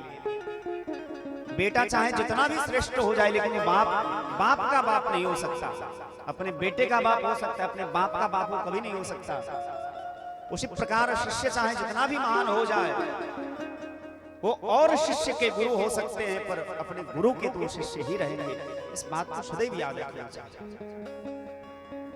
गोपियों के मन में दम आ गया कि ये तो हमारे सारे प्रणाचर है, संसार को नचाने वाले हमारे सारे प्रणाचर है। और जैसे दम आया तो कपट खटाई परत पुनी, बिलग होई रस जाए, रस रंग में भंग हो गया, भगवान अंतर्धान हो गए। अब समस्त गोपियां चारों तरफ वन में भगवान को खोजने लगे, भगवान कहीं नहीं मिले। ऐसे भगवान तो है कन कन में, हरि व्यापक सर्वत्र समान, ईशावास्मिदं सर्वं यत् किंचित् जगत्याम जगत् सर्वं विष्णुमयं जगत्। समस्त संसार में कन कन में भगवान व्याप्त है। पर भगवान प्रकट कब होते हैं? बोले प्रेम ते प्रकट हो में जाना। जैसे हर एक लकड़ी में आग है, पर लकड़ी में आग दिखती नहीं, लकड़ी को घिसने के बाद उससे आग निकलती है। उसी प्रकार भगवान है तो कन कन में, भगवान को जब प्रेम से पुकार आ जाए तो भगवान प्रकट होते हैं। समस्त गोपियां भगवान को ढूंढते ढूंढते ढूंढते यमुना के पावन तट पर आई। और सुंदर गीत गाती है। जयति तेधिकम जन्मना प्रजः श्रेयत इंद्राशिष्वदत्रहि दैत दृश्यताम दक्षतावकास्त्वयि धृता सरस्वाम विचन्वते शरदुदासे साधुजात सरसिजोदर श्री मुषादृशा तव कथामृतम तप्त जीवनम कविभिरीडितम कल्मषापहं श्रवण मंगलम श्रीमदाततम भुवि गृह्णन्ति ते भूरिदा जनाः। गोपियां कहती है पति सुदान्वय भ्रातृवान्धवान् नलिविलङ्घयन् तच्युतागताः स्तवोदगीतमोहिताः कितव योषितः कस्त्यजन ऋषि। हम आपको पाने के लिए पति का हमने त्याग किया। एक स्त्री का जीवन जो होता है पति के बिना अधूरा होता है। जिये बिनु देह नदी बिनु बारी तैसे ही नाथ पुरुष बिनु नारी। लेकिन मैंने संसार के पति का त्याग कर दिया, पति सुतान्वय सुत का त्याग कर दिया, बेटा का हमने त्याग कर दिया, अन्वयों का त्याग कर दिया, कुटुंबियों का त्याग कर दिया, संबंधियों का त्याग कर दिया, लोक मर्यादा का हमने त्याग किया, लोक लाज की चिंता नहीं की, सर्वस्व त्याग करके हम आपकी शरण में आए कि आपको पा जाने के बाद फिर संसार में नहीं जाना पड़ेगा। लेकिन कन्हैया तुम कैसे हो कि तब योषितः कस्त्यजन ऋषि, इस जंगल में हमको रोते हुए छोड़ करके चले गए। तब भी भगवान प्रकट नहीं हुए। 19 श्लोक में गोपियां सुंदर गीत गाती और इस गीत का नाम गोपी गीत है, जो बड़ा अद्भुत है। यत्ते सुजात चरणा पुरुहमस्तनेषु भीतासने प्रियदधी महि कर्कशेषु तेनाटवे मटसि तद्व्यथतेन किंशुत घोरपादिभिर्भ्रमति धीर्भवदां युषाम्। यत्ते सुजात चरणाम्बुरमस्तनेषु भीताः सनै प्रियदधी महि कर्कशेषु तेनाटवै मटसि तद्व्यथतेन किंशुत घोरपादिभिर्भ्रमति धीर्भवदां युषाम्। जिस चरण को लेकर के जो हमारा हृदय विदीर्ण हो जाता था, थर थर थर थर कांपने लगता था कि हमारा हृदय बहुत कठोर है और आपके चरण बहुत कोमल है, क्योंकि भगवान का चरण इतना कोमल है। एक संत कहते हैं कि संसार में सबसे अधिक कोमल कमल है, और कमल से भी कोमल कमला होती है, कमला से भी कोमल कमला के कर कमल है, और कमला के कर कमल से भी कोमल भगवान श्री नारायण के चरण कमल है। इसीलिए कमला साक्षात महालक्ष्मी भगवान नारायण का चरण कमल को नित्य संवाहन करती रहती है, चरण दबाती रहती है। ऐसे चरण को जब हम अपने हृदय पर रखती थी तो हमारा हृदय विदीर्ण हो जाता था। और ऐसे चरण को लेकर के तुम जंगल में भटक रहे हो, ये सोच करके कि तुम्हारे हृदय में, तुम्हारे पैर में जब कांटे चुभेंगे तो हमारा क्या होगा। भगवान सुखदेव स्वामी कहते इति गोप्यः प्रगायन्त्यः प्रलपन्तश्च चित्रधारूरुः सुस्वरं राजन कृष्ण दर्शन लालसा। भगवान के दर्शन की लालसा से जब गोपियां चित्र विचित्र प्रकार से रोने लगी, प्रलाप करने लगी, आलाप करने लगी, व्याकुल चित्त होकर के विरह भाव में गोपियां जब रोने लगी तो भगवान पीताम्बरधरस्त्रकभी साक्षान्मथः कामदेव के मान को भी मर्दन करने वाले भगवान सुंदर स्वरूप धारण करके पीताम्बर भगवान पीताम्बरी हाथ में लेकर के प्रकट हो गए। मानो समस्त ताराओं के मध्य में जैसे चंद्रमा उदित हो जाता है, उसी प्रकार समस्त गोपियों के मध्य में भगवान उदित हो गए। और जब भगवान उदित हुए तो गोपियों ने देखा कि साक्षात है या असाक्षात है। छू करके गोपियां देखती है, हृदय से लगा लेती है। 4 गोपियां पीछे हो जाती है कि नहीं नहीं तुमसे बात नहीं करना। अरे कैसे निष्ठुर हो तुम, अरे तुम क्या जानो कि प्रेम क्या होता है, जिसके हजारों चाहने वाले संसार में हो, भला वो प्रेम की परिभाषा क्या जाने। मैं बताती हूँ कि प्रेम किसको कहते हैं। एक प्रेमी तो ऐसा होता है यदि कोई सामने से हमको प्रेम करे तो हम भी उससे प्रेम करते हैं, बोले ये प्रेम नहीं, व्यवहार है, स्वार्थ है। और एक प्रेमी ऐसा होता है सामने वाला, हम प्रेम करें या न करें लेकिन सामने वाला हमसे बहुत प्रेम करते हैं, ऐसे केवल माता पिता होते हैं। और एक प्रेमी ऐसे हैं जो जिसके 4 भेद हैं, आत्माराम, आप्तकाम, कृतज्ञ और गुरुद्रोही। आत्माराम कहते हैं जो अपनी आत्मा में ही रमन करता रहता है, अपने आप में मस्त रहता है, संसार में किसी से कोई लेना देना नहीं, भला वो किसी से प्रेम क्यों करेगा। एक होता है आप्तकाम जिसकी सारी इच्छाएं पूरी हो गई है, भला वो किसी से प्रेम क्यों करेगा। और एक होता है गुरुद्रोही, पहले किसी को अपनी चिकनी चुपड़ी बातों में फंसा लेता है, प्रलोभन देकर के उसको अपनी बातों में फंसा लेता है, और जब देखता है कि सर्वतो भावेन मेरे बस में हो चुका है तो उसको रोने के लिए छोड़ करके अकेला चला जाता है। और कन्हैया तुम भी ऐसे ही हो, पहले तुमने बांसुरी बजाई, लोसा दिया, रक्षा किया बार बार तुमने, और जब तुमने देखा कि ये गोपियां सर्वस्व त्याग करके मेरी शरण में आ गई है, अरे मेरे मन में तनिक दंभ ही आ गया, अभिमान आ गया, तो क्या संसार को नचाने वाला जिसके इशारे पर नाच रहा है उसको अभिमान तो आना ही चाहिए।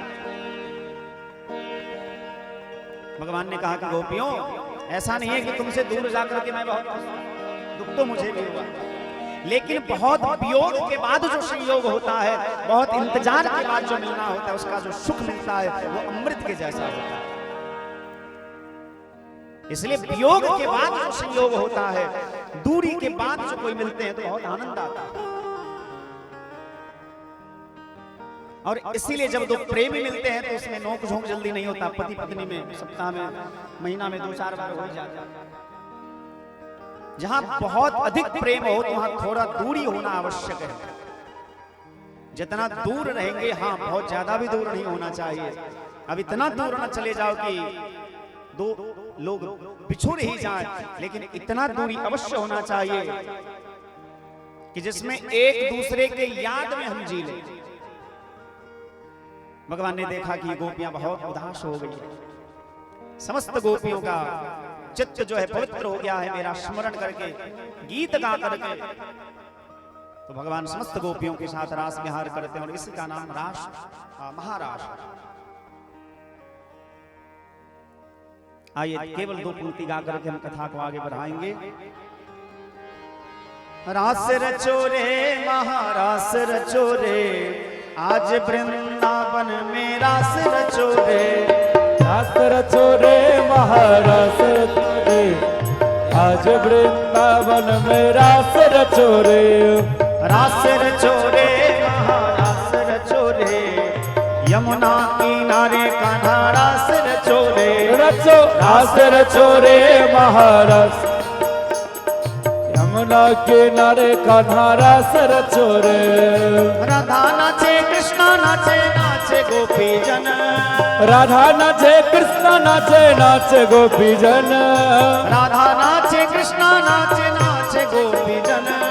राधा नाचे कृष्ण नाचे, नाचे गोपी जन। मन में बन गयो सखी रे पावन वृंदावन, मन मेरा बन गयो सखी रे पावन वृंदावन। रास रचो रे महारास रचो रे, आज वृंदावन में रास रचो रे। रास रचो रे महारास रचो रे, आज वृंदावन में रास रचो रे। रास रचो रे महारास रचो रे, आज वृंदावन में रास रचो रे। रचो रास रचो रे महारास रचो रे, आज वृंदावन में रास रचो रे। ब्रह्मा नाचे विष्णु नाचे, नाचे रुद्रगण। ब्रह्मा नाचे विष्णु नाचे, नाचे रुद्रगण। ब्रह्मा नाचे विष्णु नाचे, नाचे रुद्रगण। ब्रह्मा नाचे विष्णु नाचे, नाचे रुद्रगण। मन मेरा बन गयो सखी रे पावन वृंदावन, मन मेरा बन गयो सखी रे पावन वृंदावन। रास रचो रे महारास रचो रे, यमुना किनारे गाना रास रचो रे। रास रचो रे महारास रचो रे, यमुना किनारे गाना रास रचो रे। रास रचो रे महारास रचो रे, यमुना किनारे गाना रास रचो रे। रास रचो रे महारास रचो रे, यमुना किनारे गाना रास रचो रे। गंगा नाचे जमुना नाचे, नाचे नदी गंगा। गंगा नाचे यमुना नाचे, नाचे नदी गंगा। गंगा नाचे जमुना नाचे, नाचे नदी गंगा। गंगा नाचे यमुना नाचे, नाचे नदी गंगा। मन मेरो बन गयो सखी रे पावन वृंदावन, मन मेरा बन गयो सखी रे पावन वृंदावन। रास रचो रे महारास रचो रे, यमुना किनारे गाना रास रचो रे। रास रचो रे महारास रचो रे, यमुना किनारे गाना रास रचो रे। रास रचो रे महारास रचो रे, आज वृंदावन में रास रचो रे। रास रचो रे महारास रचो रे, आज वृंदावन में रास रचो रे। बोलिए रास बिहारी भगवान की जय। भगवान सुखदेव स्वामी राजा परीक्षित को 5 अध्याय में रास पंचाध्यायी की कथा सुनाते हैं। कामदेव का मान मर्दन किया भगवान ने। भगवान शिव गोपेश्वरनाथ महादेव के रूप में वहीं रहे और नारद बाबा ने जाकर के कंस को उकसाया और कंस ने अक्रूर जी को भेज करके भगवान श्री कृष्ण को और बलराम जी को मथुरा बुलाया। गोपियों ने, ब्रजवासियों ने जब निवेदन किया कि आप छोड़ करके न जाइए, तो भगवान ने वचन दिया कि 3 दिन में वापस आ जाएंगे। भगवान मथुरा आते हैं। मथुरा में आकर के भगवान ने पहले दर्जी का उद्धार किया, फिर सुदामा नाम के माली के यहाँ जाकर के भगवान ने माला स्वीकार किया है। कुब्जा का उद्धार किया। कुबले पेट नाम के हाथी को मार करके भगवान हाथी के दोनों दांत लेकर के कंस के सभागार में जाते हैं। चानूर मुष्टि गद्दोसल के साथ भगवान के दोनों भैया का युद्ध होता है और सभी पहलवानों को एक एक करके भगवान ने मारा। और जब छोटे मोटे पहलवान बचे, जब देखा साने की अब हम बचने वाले नहीं हैं, तो सब अपनी जान बचा करके भागे। कंस ने देखा कि जब सब भागने लगे तो कंस बड़बड़ाने लगा, पकड़ लो इन बालकों को, आज हम अपने हाथ से इसे मृत्यु दंड देंगे। भगवान ने देखा कि इसका अंतिम काल आ गया है, क्योंकि जब अंत समय आता है तो वाणी बिगड़ जाता है। दैव न मारे डांग से दिए कुपंथ चढ़ा। कंस बड़बड़ाने लगा। भगवान को बड़ा क्रोध आया, याद आया किसी दुष्ट ने मेरी मां को विदाई की बेला में बाल पकड़ करके खींचा था और मार रहा था। भगवान को क्रोध आया, तुरंत सिंहासन पर छलांग लगाए और जैसे छलांग भगवान लगाए, कंस लड़खड़ा करके गिरा, मुकुट गिरा। भगवान ने जोर से मुष्टिका का प्रहार उसके छाती पर किया, सो कंस खून की उल्टी करने लगा और मर गया। बोलिए कंस मर्दन भगवान की जय। भगवान ने माता पिता को बंधन से मुक्त किया। कंस की जो दो पत्नी थी अस्ति और प्राप्ति अपने मायके चली गई और सभी भाइयों को भगवान ने मारा। ये कालने में था, इसको भगवान ने उद्धार किया। माता पिता के चरणों में जाकर के प्रणाम करते हैं। उग्रसेन जी को बंधन से मुक्त करके मथुरा का राजा बनाए, उद्धव को महामंत्री बनाए। नंद बाबा विदा लेकर के आते हैं, ब्रजवासी लौटते हैं वृंदावन में। भगवान का यज्ञोपवीत संस्कार हुआ और यज्ञोपवीत संस्कार के बाद भगवान शांतिपनि मुनि के आश्रम में वेदाध्ययन करने के लिए गए। और बचपन में भगवान का एक वहां मित्र हुआ जिसका नाम सुदामा है, जिनकी कथा हम कल श्रवण करेंगे। भगवान जब आने लगे विद्या प्राप्त करके, तो गुरु माता के कहने पर भगवान ने उनके मरे हुए पुत्रों को यमलोक में जाकर के लेकर के गुरु दक्षिणा के रूप में उन्हें प्रदान किया है। और जब से भगवान विद्या अध्ययन करके आए, तब से उदास उदास रहते थे, ब्रजवासियों की बड़ी याद आ रही थी। तो उद्धव जी को अपने मित्र को बुला करके कहा कि बुधो मोहि ब्रज विशरत नाहि गच्छो धवम ब्रजम सौम्य पित्रोर्णो प्रीतिमावह। हे उद्धव, तुम ब्रज में जाकर के मेरे माता पिता को प्रसन्न करो, ब्रजवासियों को मेरा समाचार बताओ कि मैं स्वस्थ हूं, मैं जल्दी ही आऊंगा। उद्धव जी महाराज रथ पर सवार होकर के आए। भगवान ने अपना अंग वस्त्र दिया और ब्रज में आकर के उद्धव जी नंद बाबा के साथ सुंदर संवाद होता है, गोपियों के साथ संवाद होता है। उद्धव जी का ज्ञान का जो अहंकार था वो नष्ट हुआ। प्रेम की शिक्षा प्राप्त करके जो 2-4 दिन के लिए आए थे, वो 6 महीने तक वृंदावन में रहे। और जब जाने लगे तो उनकी दशा बदल गई। मानो प्रेमी जो होता है उसकी दशा अलग होती है और ज्ञानी जो होता है उसकी दशा अलग होती है। उद्धव जी महाराज जब वृंदावन से जाने लगे तो सभी ब्रजवासियों के चरणों में प्रणाम करके कहे, वंदे नंद ब्रजनाम पादरेणोम भीक्षण सहयासाम हरिकथोद्गीतम पुनाति भुवनत्रयम्। सभी गोपियों के ब्रजवासियों के चरणों में प्रणाम करके आते हैं। उद्धव जी को भगवान ने हृदय से लगाया और उद्धव को साथ में लेकर के भगवान क्रूर जी के यहाँ जाते हैं, कुब्जा के घर में जाते हैं। 10वें स्कंद का पूर्वार्ध का विश्राम यही होता है। 10वें स्कंद के उत्तरार्ध में भगवान श्री सुखदेव स्वामी कहते हैं कि भगवान का प्रथम विवाह रुक्मिणी जी के साथ हुआ। कंस के मर जाने के बाद कंस की पत्नी अस्ति और प्राप्ति अपने मायके चली गई और जरासंध से शिकायत की कि मेरे पति को कृष्ण ने मार दिया। तो जरासंध कई बार कई अक्षोहिणी सेना लेकर के भगवान की नगरी पर आक्रमण किया और सभी बार परास्त हुआ। लेकिन जब एक बार महात्माओं को बुला करके पूछा कि इसको हराने का कोई उपाय है कि नहीं है, तो बोले भगवान की कमजोरी ब्राह्मण है। तो ब्राह्मण को अगुआ बना करके जब जरासंध भगवान के साथ युद्ध करने गया तो भगवान हार गए और इसीलिए इनका नाम रणछोड़ पड़ा। आज भी गुजरात में भगवान को रणछोड़ कहा जाता है। भगवान रणछोड़ करके भाग गए। कालियवन नाम के म्लेच्छ को भगवान ने मुचकुंद के द्वारा मरवाया है। 3 करोड़ दैत्यों को मार करके भगवान जब जरासंध ब्राह्मणों को अगुआ बना करके मारने के लिए दौड़ा और भगवान रण छोड़ करके भागे, तो प्रवर्षण पर्वत पर भगवान चढ़ गए। जरासंध ने चारों तरफ से उसमें आग लगा दी और भगवान वहां से समुद्र में कूद करके विश्वकर्मा जी से कह करके समुद्र के अंदर द्वारिका नगरी का निर्माण किया और भगवान ने समस्त यदुवंशियों को द्वारिका नगरी में ले आए। बोलिए द्वारिकाधीश भगवान की जय। अद्भुत। भगवान का प्रथम विवाह रुक्मिणी जी के साथ हुआ। परीक्षित जी महाराज ने कहा कि सरकार, हमने तो सुना है कि भगवान ने रुक्मिणी जी का हरण किया, ये तो गलत बात है। भगवान जब धर्मज्ञ हैं, धर्म की रक्षा के लिए अवतार लिए हैं, तो इस प्रकार से उनको नहीं करना चाहिए। क्यों नहीं करना चाहिए? क्योंकि भगवान धर्मज्ञ हैं, धर्मों की रक्षा करने के लिए अवतार हुआ है। तो उन्होंने ऐसे अधर्मियों जैसा काम क्यों किया? राक्षसी विवाह क्यों किया?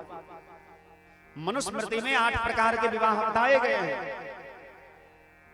ब्रह्म विवाह है, देव विवाह है, गांधर्व विवाह है, अर्षि विवाह है, प्रजापत्य विवाह, ऐसे करके हमको पूरा स्मरण में नहीं आ रहा है। पैशाची विवाह है, राक्षसी विवाह है, सबके अलग अलग भेद बताए गए। भगवान ने रुक्मिणी का हरण क्यों किया? मुझे विवाह की कथा बताई। तब जाकर के भगवान सुखदेव स्वामी कहते हैं, विदर्भ देश के राजा थे भीष्म, और इनके 4 पुत्र थे। एक पुत्री रुक्मिणी मैया, ज्येष्ठ पुत्र का नाम रुक्मी था। भगवान द्वारिका में वास कर रहे हैं। कभी कभार नारद जी जाते हैं द्वारिकाधीश के पास, जाकर के भगवान रुक्मिणी की प्रशंसा करते हैं कि रुक्मिणी दिखने में बहुत सुंदर है, उसका चरित्र बहुत सुंदर है, उनकी वाणी बड़ी सुंदर है, वो बहुत सुशील है, गुणवान है, चरित्रवान है।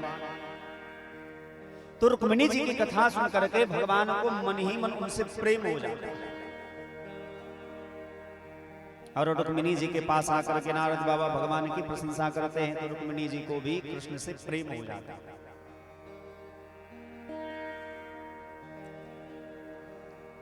रुक्मिणी देखा कि मेरी बहन ब्याह के लायक हो गई है, तो पिताजी को बुला करके कहा कि मेरी इच्छा है कि मैं अपनी बहन का ब्याह कर दूं। किससे करोगे? शिशुपाल से। और रुक्मिणी को जैसे पता चला तो बड़ी उदास हो गई। पिताजी से जाकर के कहने लगी कि मैंने तो मन ही मन भगवान कृष्ण को अपना पति मान लिया, और यदि उनके साथ मेरा विवाह नहीं हुआ तो मैं मर जाऊंगी। एक ब्राह्मण को बुला करके रुक्मिणी जी ने एक पत्र लिखा, और रुक्मिणी जी कहने लगी कि आप जल्दी से जाइए और द्वारिकाधीश को मेरा संदेशा सुनाइए। वो ब्राह्मण देवता आते हैं। जब भगवान भोजन कर रहे थे, उसी समय उस पत्र को पढ़ा भगवान ने। उसमें लिखा था, श्रुत्वा गुणान भुवन सुंदर सन्मतामते निर्विश्य कर्ण विवरैः हरतोंगतापम्। श्रुत्वा गुणान भुवन सुंदर सन्मतामते, पूरे संसार में सुंदर केवल भगवान ही हैं, बाकी तो हम लोग तो नहीं। हम भैया कह रहे छो सुंदर, आपको कहेंगे तो आप गुस्सा करेंगे, लेकिन सत्य बात यही है कि सुंदर केवल भगवान ही हैं, जिनकी सुंदरता कभी कम नहीं होती। हम आप तो आज सुंदर हैं, जब तक मेकअप किए हैं तब तक तो बड़े सुंदर लगेंगे, जैसे मुंह धोएंगे तो असली चेहरा आ जाएगा सामने। हमारे मोबाइल में वो फोटो था, पंडित जी को दिखाए, लड़की का जो ब्याह हुआ, उस ब्याह से पहले का फोटो देखने से लगता था कि लड़की है कि लड़का पता नहीं चले। और जब श्रृंगार करके गई तो महाराज क्या सुंदर लगती थी, महारानी जैसी लग रही थी। तो भैया ये ब्यूटी पार्लर वाला पर तो हमको लगता है केस कर देना चाहिए, नहीं तो बहुत भैया ऐसे हैं जो धोखा खा जाते हैं। ब्यूटी पार्लर में जाकर के कोई बहुत सुंदर बन जाता है, और 4 दिन के बाद जब मुंह कान धोए असली चेहरा है तो बहुत पछताते हैं। कोई बात नहीं, भगवान का विवाह है, थोड़ा हास्य विनोद तो होना ही चाहिए। उसमें लिखा था, श्रुत्वा गुणान भुवन सुंदर सन्मतामते, मैंने आपके गुण की बड़ी प्रशंसा सुनी है, और 14 भुवन में आप ही सबसे अधिक सुंदर हैं। वाल्मीकि रामायण में वर्णन आया, सुंदरे सुंदरो राम। संसार में जितने भी सुंदर हैं, हमारी सुंदरता केवल आज है। जब बूढ़े हो जाएंगे तो चेहरा झुलस जाएगा, बाल पक जाएंगे, नेत्र कमजोर हो जाएगा, कमर झुक जाएगा। लेकिन भगवान सदैव किशोर अवस्था में ही रहते हैं। इसीलिए तुलसी बाबा ने ये कहा, नव कंज लोचन कंज मुख कर कंज पद कंजारुण। भगवान का अंग कभी झुलसता नहीं है, सदैव नित्य नवीन रहता है, इसलिए भगवान ही सुंदर हैं। श्रुत्वा गुणान भवन सुंदर सन्मतामते निर्वश्य कर्ण विवरैः हरतोंगतापम्। भगवान ने जैसे सुना तुरंत रथ पर सवार हुए, और रथ पर सवार होकर के भगवान विदर्भ देश की ओर चल पड़े। बलराम जी को जब पता चला कि भगवान अकेले जा रहे हैं, तो सारी सेना को लेकर के पीछे से आया। इधर आज विवाह होना सुनिश्चित है और अभी तक ब्राह्मण देवता नहीं आए। रुक्मिणी मैया बड़ी दुखी है। अचानक से देखे कि ब्राह्मण हंसते हुए आ रहे हैं। इशारे में कहा कि चिंता मत करिए, हम आपके पति को भगवान को लेकर के ही आए हैं, मंदिर के पीछे छिपे हुए। हमको लगता है पहले से ही ये सब होता था, भगवान के मंदिर के पीछे छिपे। एक गीत भी है ना, तो हमसे मिलने आना मंदिर जाने के बहाने। तो शायद उस समय में भी ये होता होगा। रुक्मिणी जी ने प्रेम पत्र में यही लिखा था कि हम गौरी का पूजन करने में जाऊंगी, आप मंदिर के पीछे रथ लेकर के खड़ा रहिएगा और उस बीच में आकर के हमारा हरण कर लीजिए। लेकिन ये दिव्य भाव है, आप इसको संसार के बात से मत जोड़िएगा, क्योंकि भगवान की जितनी लीलाएं होती है वो दिव्य होती है। उसको इस लौकिक दृष्टि से विचार करिएगा तो दोष लगेगा कि जन्म कर्म समय दिव्य, भगवान का जन्म भी, कर्म भी, लीला चरित्र सब दिव्य है। भगवान रथ लेकर के रथ पर सवार होकर के मंदिर के पीछे हैं। भीष्म को पता चला, बड़े प्रसन्न हुए, पर दुष्ट राजाओं को पता चला तो बड़े दुखी हुए कि अब तो कुछ ना कुछ गड़बड़ होगा भैया। रुक्मी से जाकर के कहा कि भैया वो बहुत खतरनाक आदमी है और चोरी करने की आदत तो बचपन से ही उसकी है। पहले माखन चुराता था, बाद में चीख चुराया, अब सबका चित्त चुरा रहा है। तो इसलिए पहरेदार को नियुक्त कर दो, पहरेदार को चौकन्ना कर दिया। रुक्मिणी मैया अष्ट सखियों को लेकर के गौरी पूजा करने के लिए मंदिर में आती है। भगवान अभी रथ को लेकर के आगे बढ़ाए, और भगवान जब रथ लेकर के आगे बढ़ाए तो क्या ऐसे नहीं बढ़ाए, पता था कि यदि ऐसे जाएंगे तो सब लाठी लेकर के मारने दौड़ेंगे। भगवान ने मोहिनी मंत्र का प्रयोग किया। भगवान का नाम ही है मनमोहन, मन को मोह लेते। मोहिनी मंत्र का प्रयोग किया, सभी पहरेदार मोहित हो गए, सारी सखियां मोहित हो गई और सब कहने लगे कि ये दुल्हा ही हमारी रुक्मिणी के लिए उचित है। भगवान गए, रुक्मिणी जी का हाथ पकड़े और रथ पर बिठाए और क्या कर रहे हैं? क्या बना रहे हैं? नहीं बैठिए, आप कथा सुनिए।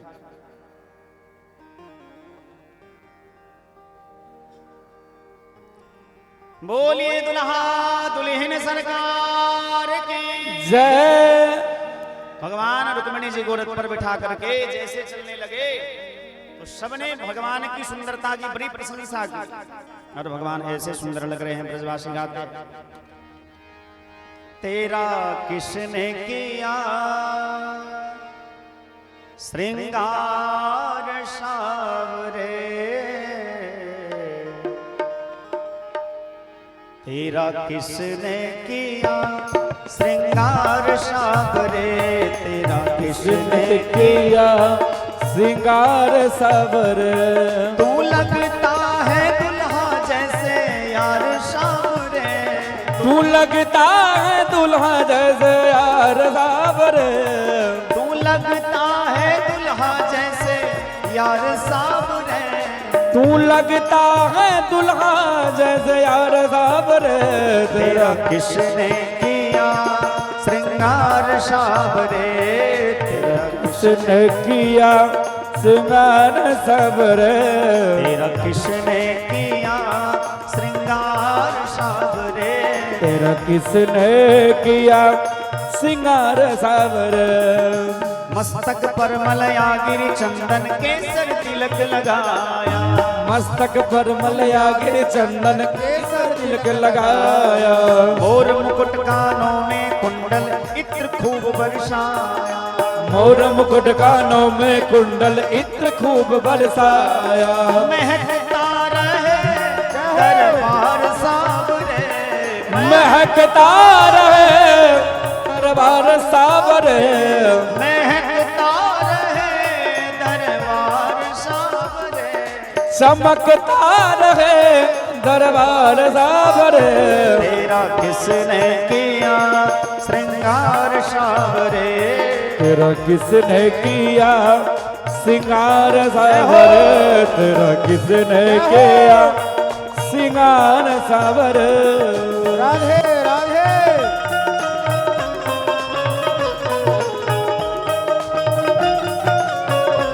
हेलो, राधे राधे।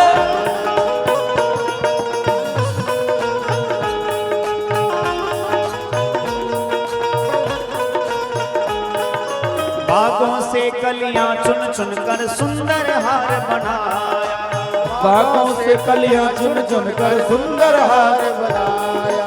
रहे सलामत हाथ सदा वो जिसने तुम्हें सजाया, रहे सलामत हाथ सदा वो जिसने तुम्हें सजाया। सजाता रहे हर बार सावरे, सजाता रहे हर बार सावरे। तेरा किसने किया राधे श्रृंगार सावरे, तेरा किसने किया श्रृंगार सावरे। तेरा किसने किया श्रृंगार सावरे, तेरा किसने किया श्रृंगार सावरे। राधे।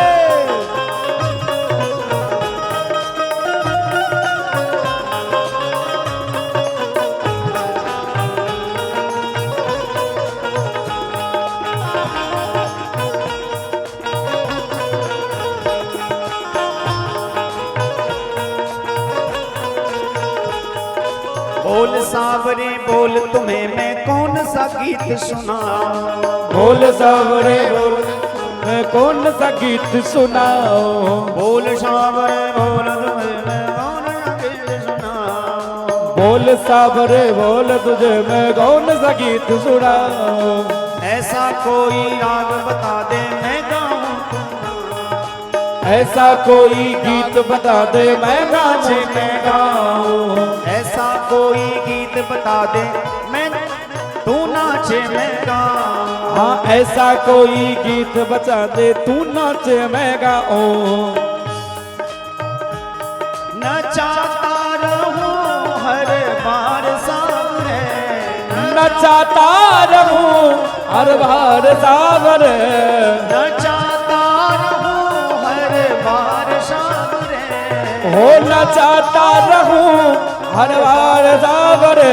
तेरा आहो, तेरा आहो। तेरा किसने किया श्रृंगार सावरे, तेरा किसने किया श्रृंगार सावरे। तेरा किसने किया श्रृंगार सावरे, तेरा किसने किया श्रृंगार सावरे। सजाता रहे हर बार सावरे, सजाता रहे हर बार सावरे। तेरा किसने किया श्रृंगार सावरे, तेरा किसने किया श्रृंगार सावरे। तेरा किसने किया आहो। श्रृंगार सावरे, तेरा किसने किया श्रृंगार सावरे। तेरा किसने किया श्रृंगार सावरे। तेरा किसने किया श्रृंगार सावरे। बोलिए वृंदावन बिहारी लाल की जय।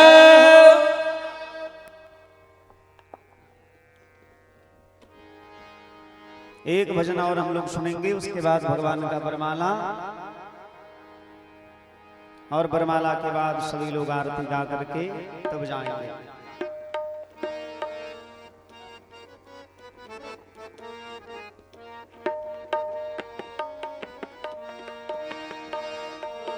हो मुरली वाले तेरा,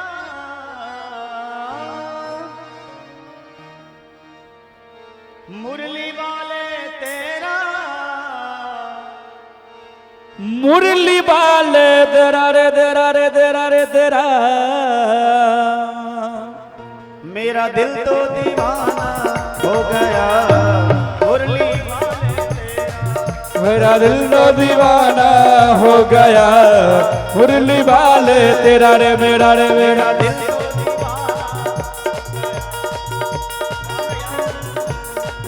तेरा दिल तो दीवाना हो गया मुरली वाले तेरा। दीवानगी ने क्या क्या सिखाया,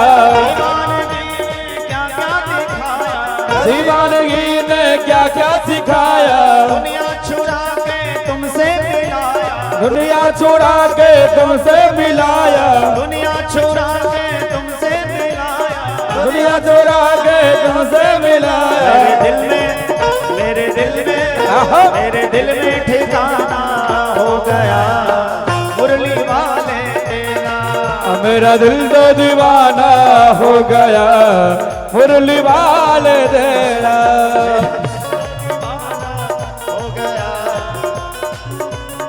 तेरा रे तेरा मेरा दिल तो दीवाना हो गया मुरली वाले तेरा।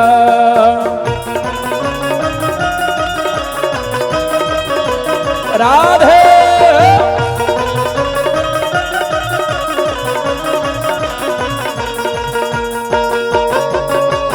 सिया रे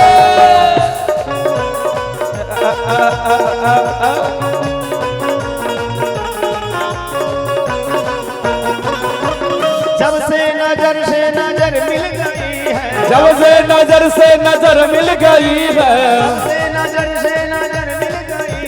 जब से नजर से नजर मिल गई है, उजड़े चमन की कली खिल गई है, उजड़े चमन की कली खिल गई है, उजड़े चमन की कली खिल गई है, उजड़े चमन की कली खिल गई है। नजरे नजरे मेरा नजरे नजरे नजरे मिलाना हो राधे मुरली वाले तेरा रे तेरा। मेरा दिल दीवाना हो गया मुरली वाले तेरा रे मेरा रे तेरा। दिल तो दीवाना हो गया मुरली वाले तेरा। मेरा दिल दीवाना हो गया मुरली वाले तेरा। प्राणों के प्यारे कहाँ छुप गए हो, प्राणों के प्यारे कहाँ छुप गए हो, प्राणों के प्यारे कहाँ छुप गए हो, प्राणों के प्यारे कहाँ छुप गए हो, नैनों के तारे कहाँ छुप गए हो, नैनों के तारे कहाँ छुप गए हो, नैनों के तारे कहाँ छुप गए हो, नैनों के तारे कहाँ छुप गए हो। क्या असके बसदे बसदे बसदे बसदे क्या असके छुपाना हो गया मुरली वाले तेरा। मेरा दिल दीवाना हो गया मुरली वाले तेरा रे मेरा रे तेरा हो गया मुरली वाले तेरा। मेरा दिल तो दीवाना हो गया मुरली वाले तेरा। मुरली वाले तेरा मुरली वाले तेरा मुरली वाले तेरा। नजरों का मेरा दिल तो दीवाना हो गया मुरली वाले तेरा रे मेरा दिल तो दीवाना हो गया मुरली वाले तेरा।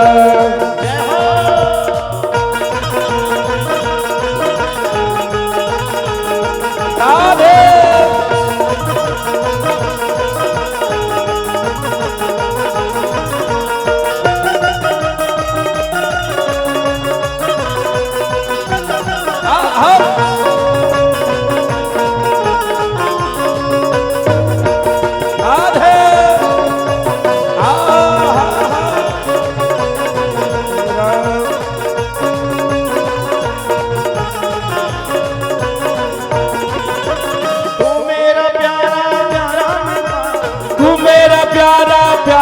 पागल तू मेरा प्यारा प्यारा मैं तेरा पागल, तू मेरा प्यारा प्यारा मैं पागल तू मेरा प्यारा प्यारा मैं तेरा पागल, तू मेरा प्यारा प्यारा मैं तेरा पागल। तिरछी नजर से किया मुझको घायल, तिरछी नजर से किया मुझको घायल, तिरछी नजर से किया मुझको घायल, तिरछी नजर से किया मुझको घायल।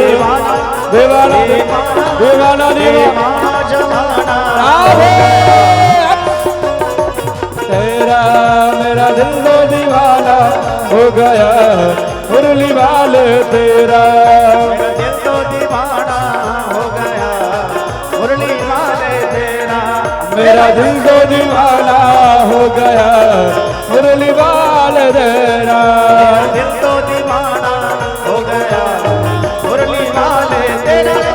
मेरा दिल तो दीवाना हो गया मुरली वाले तेरा रे मेरा रे तेरा। दिल तो दीवाना हो गया मुरली वाले मुरली वाले तेरा।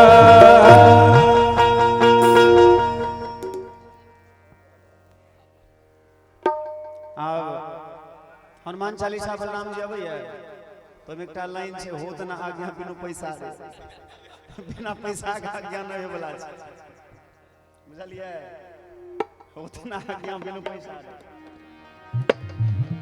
आओ भगवान के बरमाला हेतन और बरमाला के बाद हमरा लोग आरती करब।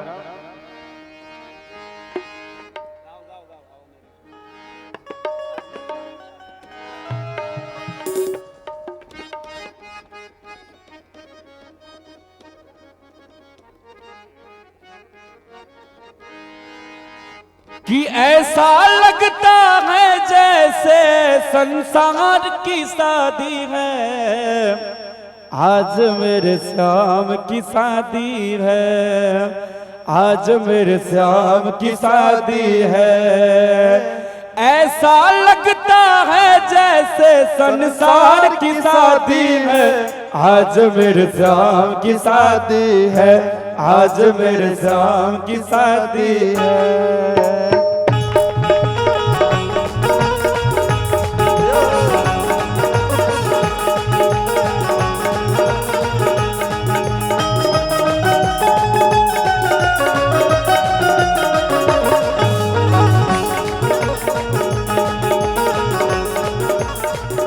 बनी है खूबसूरत कृष्ण रुक्मिणी की मूरत, सभी मन लागे है मन, बने सजनी को साजन, सभी मन लागे ये मन, बनी सजनी को साजन।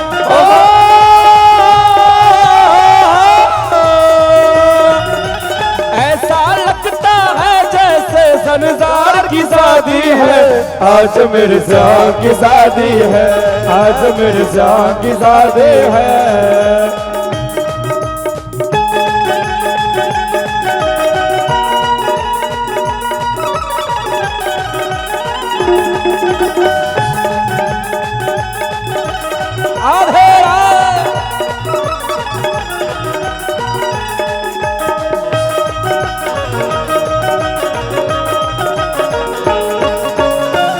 रुक्मिणी मुस्कुराए कान्हा को जीवे भाए, रुक्मिणी मुस्कुराए कान्हा को जीवे भाए।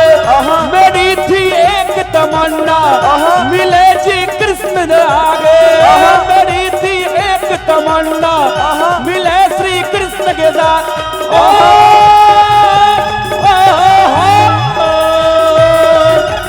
ऐसा लगता है जैसे विकोपति में शादी है, आज मेरे श्याम की शादी है, आज मेरे श्याम की शादी है।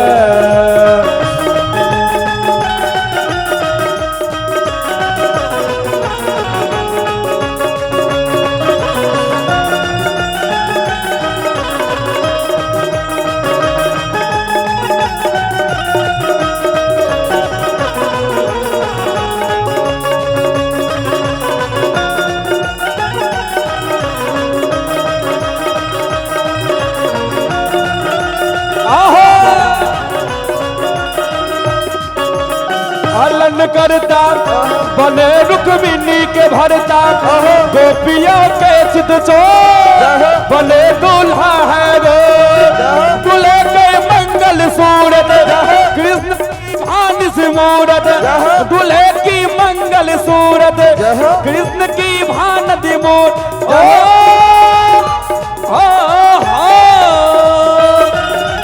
ऐसा लगता है जैसे संसार की शादी है, आज मेरे श्याम की शादी है, आज मेरे श्याम की शादी। ओ श्याम की शादी है, मेरे भगवान की शादी है, आज मेरे श्याम की शादी है, आज मेरे श्याम की शादी है, आज मेरे श्याम की शादी है, आज मेरे श्याम की शादी है, आज मेरे श्याम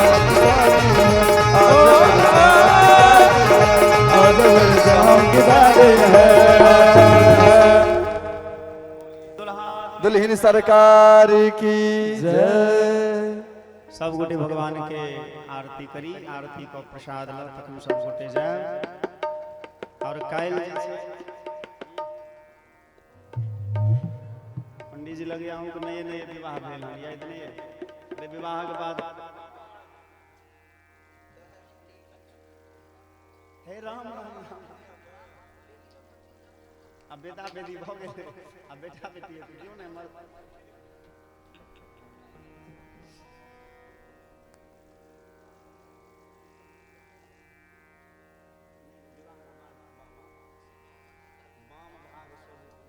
पता नहीं हम सब की जाने के लिए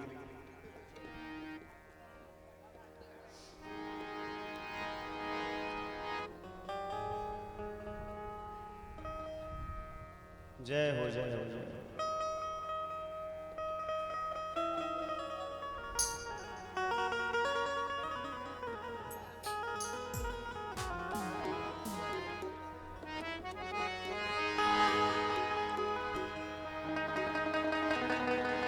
बांके बिहारी तेरी आरती गाऊं बांके बिहारी तेरी आरती गाऊं बांके बिहारी तेरी आरती गाऊं बांके बिहारी तेरी आरती गाऊं आरती गाऊं तेरी आरती गाऊं आरती गाऊं अरे आरती गाऊं तेरी छवि तेरी आरती गाऊं गिरिधर तेरी आरती गाऊं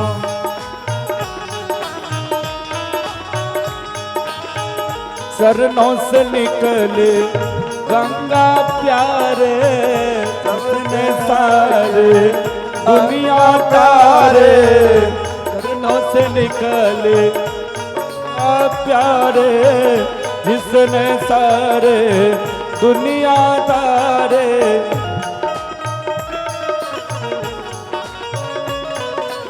बांके बिहारी तेरी आरती गाऊं बांके बिहारी तेरी आरती शीश मुकुट मकराकुट कुंडल भारत कुंडल गल में जंती माला सोहे कल बल मंगन माला सोहे तेरी छवि पर बलि बलि जाऊं तेरी छवि पर बलि बलि जाओ बांके बिहारी तेरी आरती गाऊं बांके बिहारी तेरी आरती गाओ श्री हरिदास गया स्वामी हे हरिदास जाने बांके बिहारी अंतर्यामी बांके बिहारी अंतर्यामी बांके बिहारी अंतर्यामी बांके बिहारी अंतर्यामी तुझ पर प्यारे तन मन बारो तुझ पर प्यारे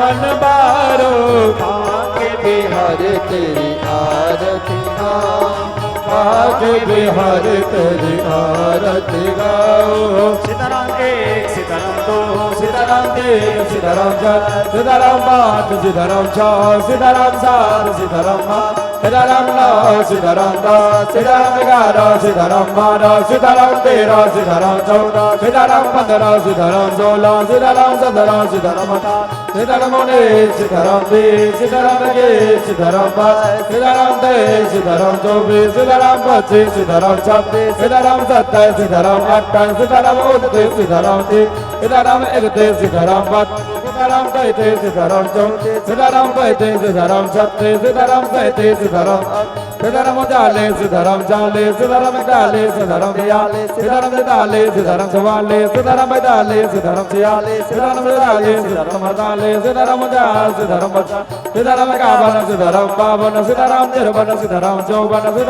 सीताराम 55 सीताराम 56 सीताराम 57 सीताराम 58 सीताराम 59 सीताराम 60 सीताराम 61 सीताराम 62 सीताराम 63 सीताराम 64 सीताराम 65 सीताराम 66 सीताराम 67 सीताराम सीताराम 69 सीताराम 70 सीताराम 71 सीताराम 72 सीताराम 73 सीताराम 74 सीताराम 75 सीताराम 76 सीताराम 77 सीताराम 78 सीताराम 79 सीताराम 80 सीताराम 81 सीताराम 82 सीताराम 83 सीताराम 84 सीताराम 85 सीताराम 86 सीताराम 87 सीताराम 88 सीताराम 89 सीताराम 90 सीताराम 91 सीताराम 92 सीताराम 93 सीताराम 94 सीताराम 95 सीताराम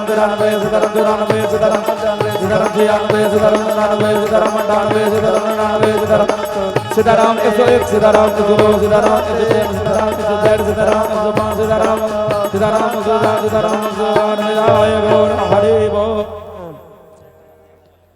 प्रेम से भागवत महापुराण के जय। जय। श्री सीताराम भगवान के जय। श्री राधा कृष्ण भगवान के जय। श्री व्यासदेव भगवान के जय। श्री संत भगवान के जय। श्री पुजारी त्यागे बाबा के जय। श्री मौने बाबा के जय।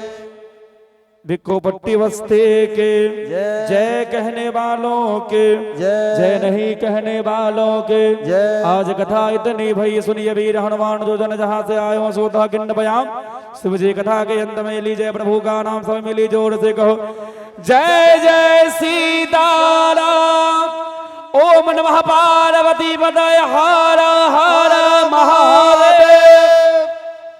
सब गोटा प्रेम से कभी राधे राधे राधे राधे। जय सिया राम जय सिया राम।